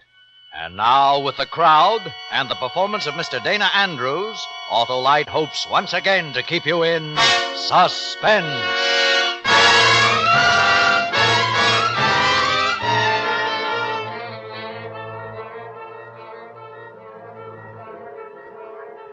The call had come in from the police call box 12 minutes before. Had come to headquarters, been transferred to me, Johnny Stilano, because I'm a lieutenant, New York Police.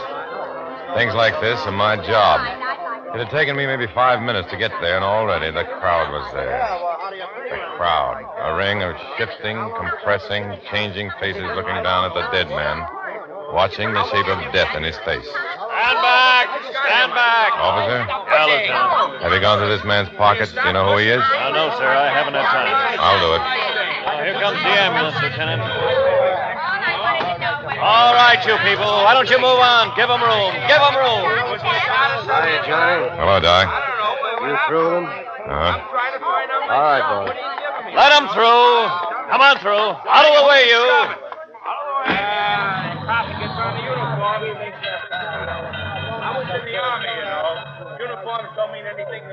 Here and there, on the fringes of the crowd, a man detached himself from it, bit his lip, and left. Even the spectacle of death can't compete with a time clock. Get back to work and tell your friends about it. Then the sound of death fading away. And then the crowd, too. And in a little while, the only thing left of it was an unconvinced passerby who looked over his shoulder at the spot and hurried on. Then the leavings of the crowd. A dead man, identified from a worn leather wallet as Edgar Dale, West 32nd Street. Name and address. Go there. Dig into a life that was done. Ask why. At Edgar Dale's rooming house, a woman opened the door only halfway, clutched her cotton wraparound high on her throat, shook her head to most of my questions. Edgar Dale had no family, lived alone.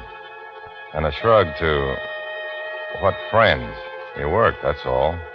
At the Becker Sign Painting Company on First Avenue. Maybe there, mister. I went. Something I can do for you? I'm a police officer, Johnny Stilano. Oh, how do you do? My name is Becker, Elliot Becker. A man worked for you. Edgar Dale? Edgar Dale. I just put the phone down on the police a minute ago. They called, told me what happened. Then you know why I'm here. I believe so.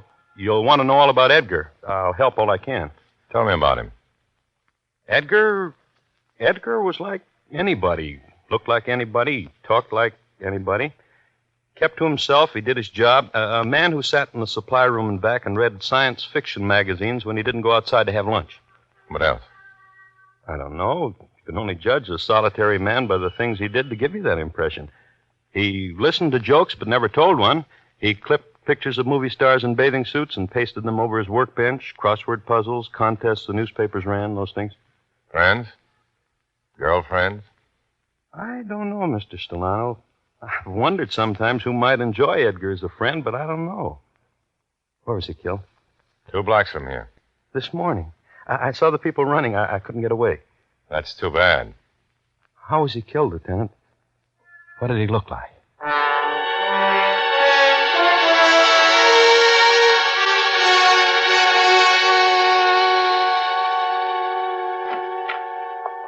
Johnny. Been waiting for you. What's up, Reardon? Leaving your phone calls. 5 altogether. From whom? I don't know. I tried to wheedle it out of him, but the man just wouldn't say. He said he'd keep trying, though. He has to talk to you personally. What else? This envelope came addressed to your special delivery. It's marked personal. Open it. It says personal. Open it.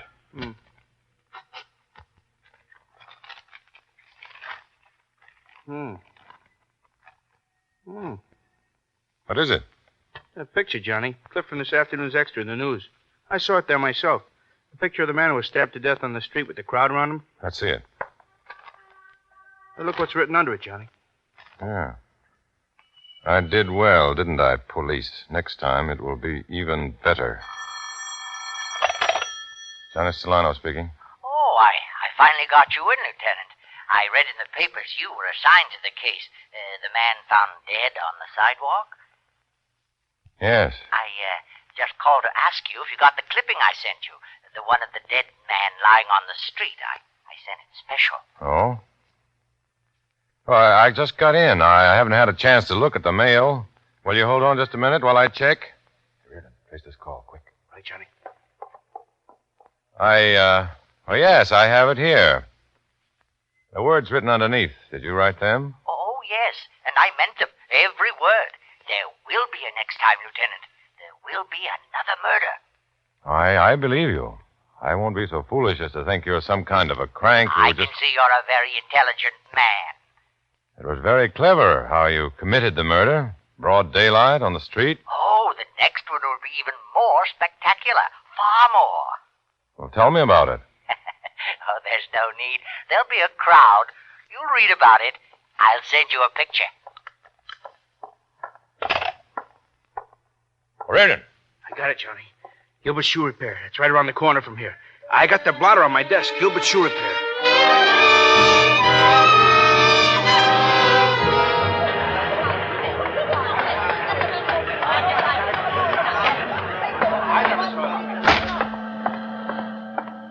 Gilbert.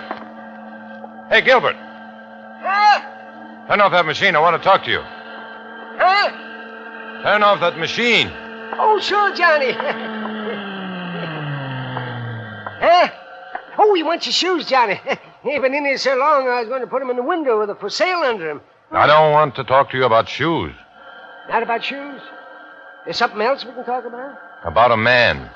He just made a phone call from here. What man? Listen to me, Gilbert. Just a couple of minutes ago, a man came in here. I don't know what man. He made a phone call. From here? Use my phone? Yeah, maybe he did. All right, so he did. You don't understand, do you? This man was a murderer. 2 minutes ago, he was in here using your phone. Oh, so what am I supposed to do about it? I'm a shoemaker. But look out through the window, Johnny. See all those people? Every now and then one of them breaks off, comes in, wants his shoes fixed, wants to use the phone. Yep. Oh, yeah. A few minutes ago, one of them did come in. And he asked to use my phone. Well, I didn't notice anything about it. I never noticed anything about any of them. They're all alike. Some are men, some are women. This one was a man.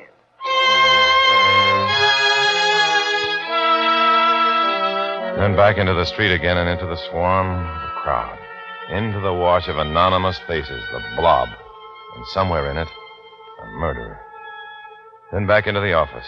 Sit down again. Stare at Reardon again. Reardon stares back. And then, get up, walk to the window, stare at the crowd.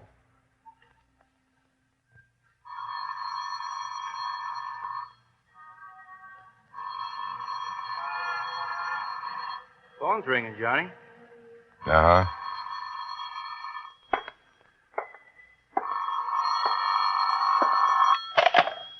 Johnny Solano speaking. You don't run so fast, Lieutenant. You know, you almost knocked me down when you ran across the street into that shoemaker's shop. Vera. I'm close by, Lieutenant, in the payphone on the subway, 34th Street. Run fast, Lieutenant. Hello? Hello? Never mind, Reardon. Him again? Him again. He even told me where he was. So I'd go there and close my eyes and point a finger at the 5 o'clock subway crowd and say, you're a killer. I almost knock him down. I talk to him. We chat on the phone. I can give you a category for this murderer. These phone calls, the boasting of his killing. I'm not a doctor, and I know he's crazy. Sure you do, Reardon. I don't know where to start. Where do I start, Reardon? Take it easy, John. A lonely little man is stabbed to death on a street in New York City. For all I know, this killer is standing right beside me, looking down at the dead man. The killer sends me a picture. The killer calls me on the phone. The killer tells me he's in a subway at 34th Street Station. The killer... Lieutenant, Yeah. call box report just came in. Man was pushed in front of a subway, 34th Street Station.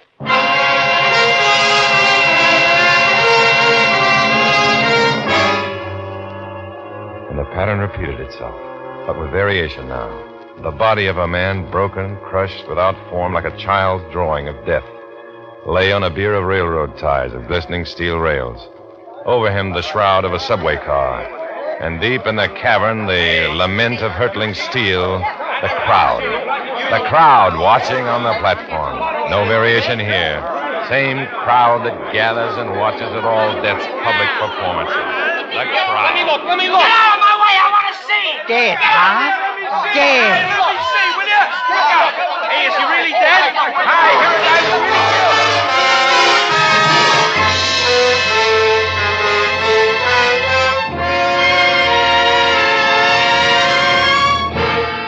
Autolite is bringing you Mr. Dana Andrews in The Crowd, tonight's production in radio's outstanding theater of thrills, Suspense.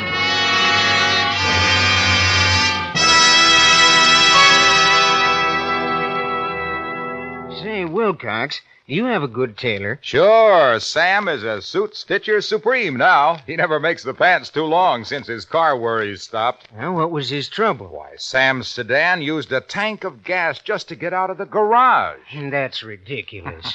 That's what I said. I told him to stop blowing his top and have his spark plugs checked by his friendly Autolite spark plug dealer. Did he do it? Yep. Now this pleased pantaloon producer is getting a real run for his money. He replaced the spark plugs that were not functioning properly with ignition-engineered Autolite spark plugs. And now he gets smoother performance, quick starts, gas savings. I'll bet he thanked you, Wilcox. He did, Hap, he did. And he couldn't have bought better spark plugs for his car than ignition-engineered Autolite spark plugs.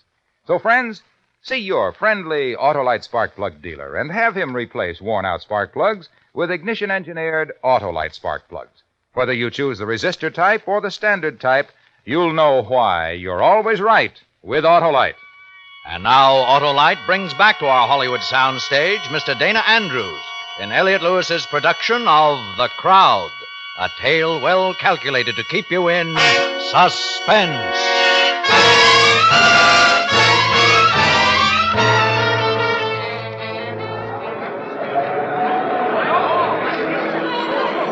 Come on, Johnny, I'll push him away for you. One side, out of the way. Police, out of the way. I guess we'll have to go through the car, Johnny, and out through the end to get to him. Yeah, come on. Hey, is there a Stellano here? A Lieutenant Johnny Stellano? Wait, Reardon. Yeah. Stellano! Somebody on a phone booth here wants a Lieutenant Stellano. Lieutenant Stellano on a phone. He's wanted. Sure he's wanted. By the grab board. Yeah, I'm here. Don't hang up. I'm here. What's the matter, Lieutenant? You're out of uniform. Former PFC presents you with a phone. Johnny Stellano speaking. Oh, I'm glad they reached you, Lieutenant. You see, there was another dead man. Crowd much better than the first. Much, don't you think?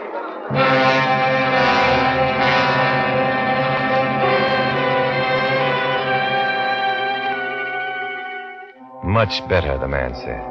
Much better. How good does death have to be?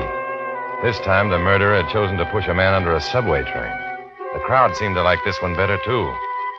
They stayed longer after we got the body out from under the train.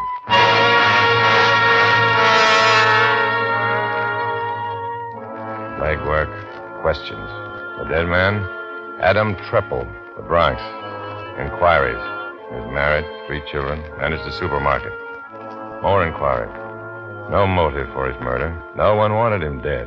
Everybody said so. Johnny, I brought you a thermos of coffee. Thanks. And this envelope just came for you. Special delivery, marked personal. Mm-hmm. Give it to me.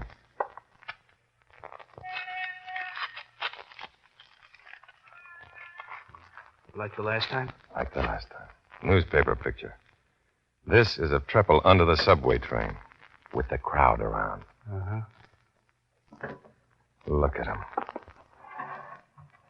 And look at this one. The first one I got when Edgar Dale was stabbed. The crowd. Why do people always hang around other people's hurt? I'll pour you some coffee. You want coffee, Johnny? Yeah.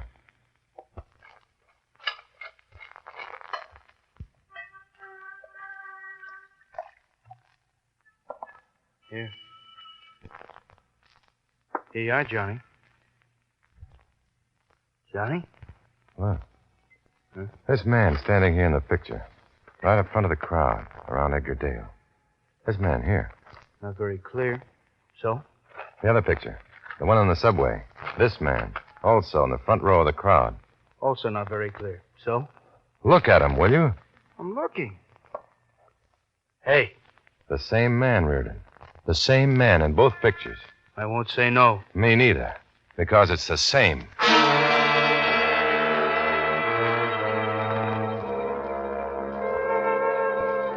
It could have been a coincidence. It could have just happened that way. One chance in 50,000, in 100,000, 1,000,000. But it could have happened. One man, a part of a crowd, having his picture taken as a spectator of violent death. On a crowded street, in a subway. One man pushing his way to the front of the crowd to have his picture taken, just because it happened to him twice in the same day. By some sly smile of fortune, it was arranged for two people to die just where he happened to be. Just where there was a man with a camera to take a picture, too. A picture that would give him a name in his neighborhood, make people look up to him. Don't tell me how it was. He was there, twice. Then there was the other chance, that he was the murderer. That's the one a policeman had to put his money on. He could do that by talking to a man he knew in a newspaper office, a man in charge of the morgue, a man named Marty Powell. You slumming, Lieutenant? Don't you ever open a window in here, Marty? Who wants fresh air? Fresh air is for the birds. You don't like it here? Go away. Still sour, huh, Marty? You come from out there. Anything happened with out there just before you came in? No. I didn't think so. When it does, when it dries up and blows away out there, I might sweeten up, if I feel like it. What can I do for you, Lieutenant? I want to look at some pictures. Don't we all? Pictures where people were killed, where... Look, Lieutenant, I got files and files of those to the ceiling, see? Be more explicit. How were they killed? Accident? War? By a wife? A jealous lover? Suicide? Stop me anytime you like. I tire easy. Unloaded revolver? Well, it's hard to explain, Marty, but pictures like these. Local. Let me see. Mm-hmm. Pictures like unsolved murders, huh, Lieutenant? Where the killing was violent. Too violent for you boys to solve? I'll get some for you. Oh, I do explain. How far back, Lieutenant? 2, 3 years, maybe? I was afraid of that.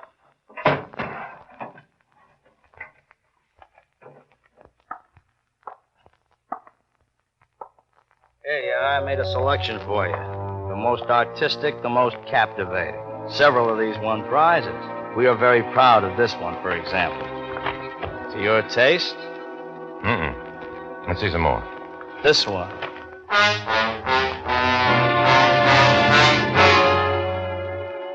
Hold that one out, Marty. Not the one with the guy who fell out of the window or the other one? The window. Now let's see some more.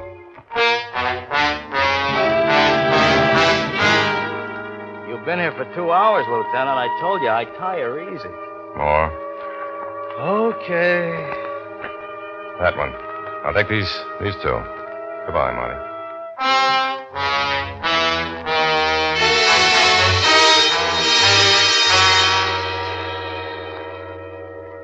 You ready on that projector, Reardon? Uh-huh. I'll pull the screen down.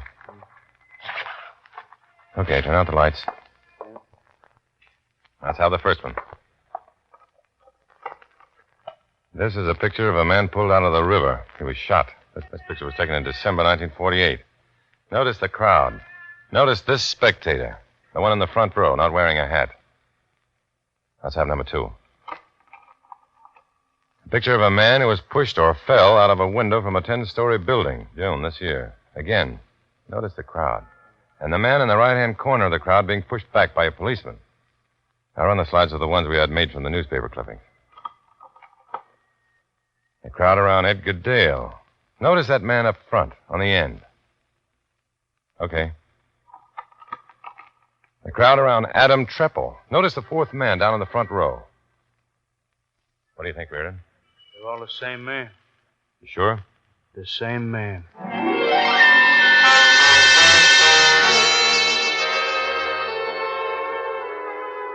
It took an hour for the newspapers to hit the streets with a front-page picture of a man wanted for murder. A man in the crowd who, for 2 or 3 years, had quietly committed murder. 4 killings, to our knowledge. Now we knew what he looked like, what went on inside his mind. He liked to kill.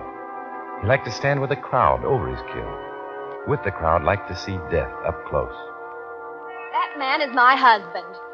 Where's your husband now? He's in bed. He pretends he's an invalid. Been lying there for 5 years, but I know he sneaks out at night when I'm asleep. Been waiting on him hand and foot for 5 years, and I know he's only pretending. We checked it. The man was an invalid, paralyzed. Then? I'm the man. I'm the man you want. I did all those killings. This picture of you we have.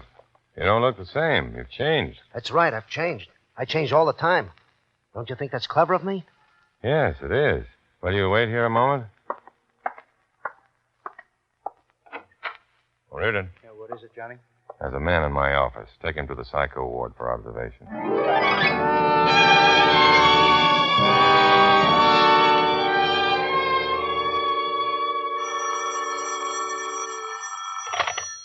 Johnny Solano speaking. Please, can you come here quickly? Who is this? I'm Mrs. James Shirley. I have a rooming house at 1216 East 38th. What is it you want, Mrs. Shirley? The man whose picture's in the paper. The man you're looking for. He has a room in my house. Is he there now? No, but I expect him home any minute. Please, will you come quickly? Right away.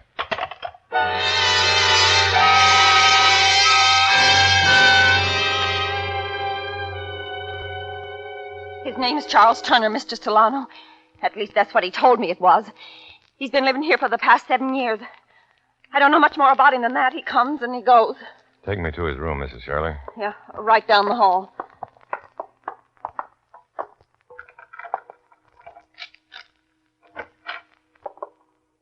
Yeah, I'll turn on the light.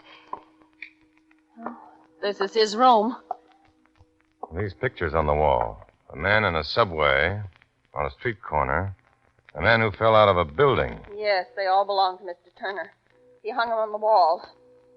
I never asked him. What'll happen now? Do you have a room near the front of the house? My room? We'll wait for Mr. Turner there.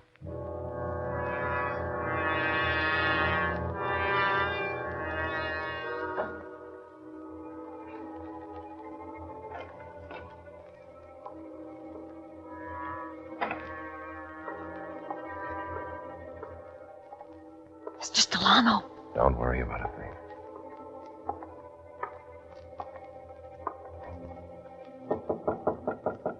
I'll get it. Johnny? Were you looking at me like that for? I told you to wait in the squad car. Well, a call just come through. A guy's holding our killer. What? Yeah, a Greasy Spoon lunchroom down the corner. Now, Mr. Turner always eats right down the corner. The guy who runs the joint phoned in that our man is eating his supper there right now. Let's go.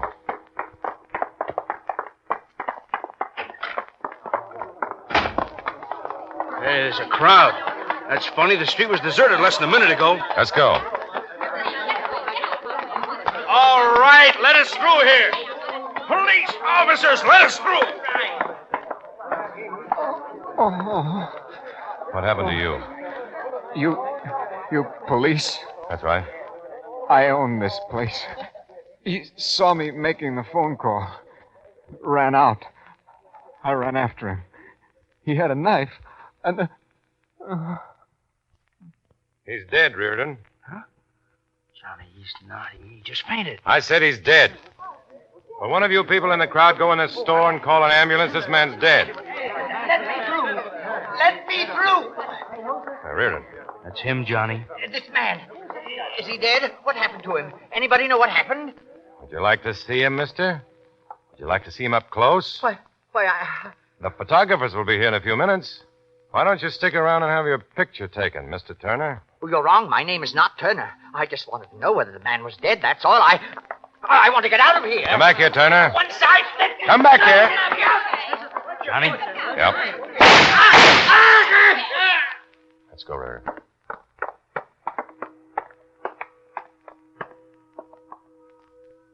Dead. Johnny, look at him. Look at him. Yeah.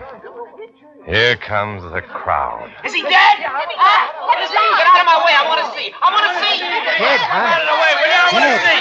Did he really die? Huh? I want to see him. Is he really dead?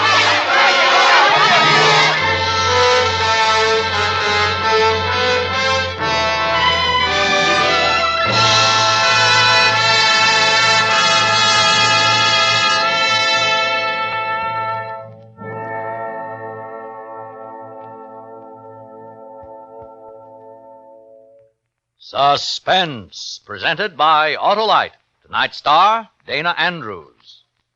Say, Wilcox, your tailor has a lot of satisfied customers, huh? Yes, Hap, but nowhere near the hundreds of thousands Autolite satisfies each year, because Autolite makes over 400 products for cars, trucks, planes, and boats in its 28 plants from coast to coast.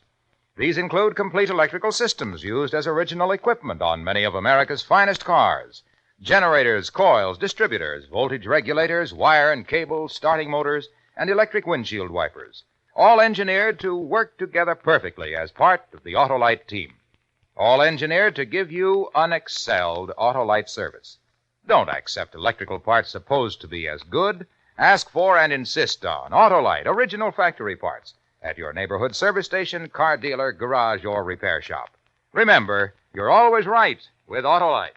Next week on Suspense, Mr. Joseph Cotton as star of Fly By Night. And in the weeks to come, you will hear such famous stars as Miriam Hopkins, Milton Berle, and Howard Duff, all appearing in tales well calculated to keep you in suspense. Tonight's suspense play was produced and directed by Elliott Lewis, with music composed by Lucien Morawek and conducted by Lud Gluskin. Parts of this program were transcribed. The Crowd by Ray Bradbury was adapted for suspense by Morton Fine and David Friedkin. Dana Andrews appeared through the courtesy of Samuel Goldwyn. He may currently be seen in the Goldwyn production Edge of Doom. And remember, next week on Suspense, Mr. Joseph Cotton in Fly By Night.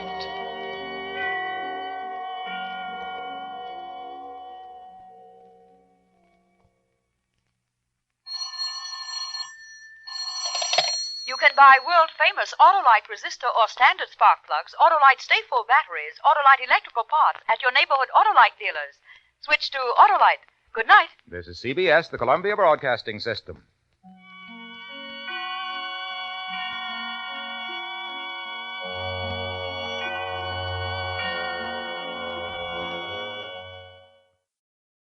Welcome back. Well, for those who read The Crowd, this is definitely a different story.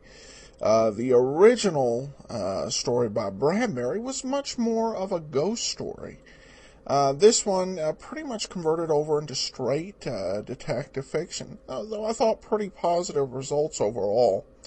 Anyway, I hope you enjoyed this little extra special something, and we will see you back on Monday with Barrie Craig and the rest of our lineup. In the meanwhile, send your comments to box13 at greatdetectives.net. Follow us on Twitter at Radio Detectives and give us a call, 208-991-4783. But from Boise, Idaho, this is your host, Adam Graham, signing off. Adam Graham signing off.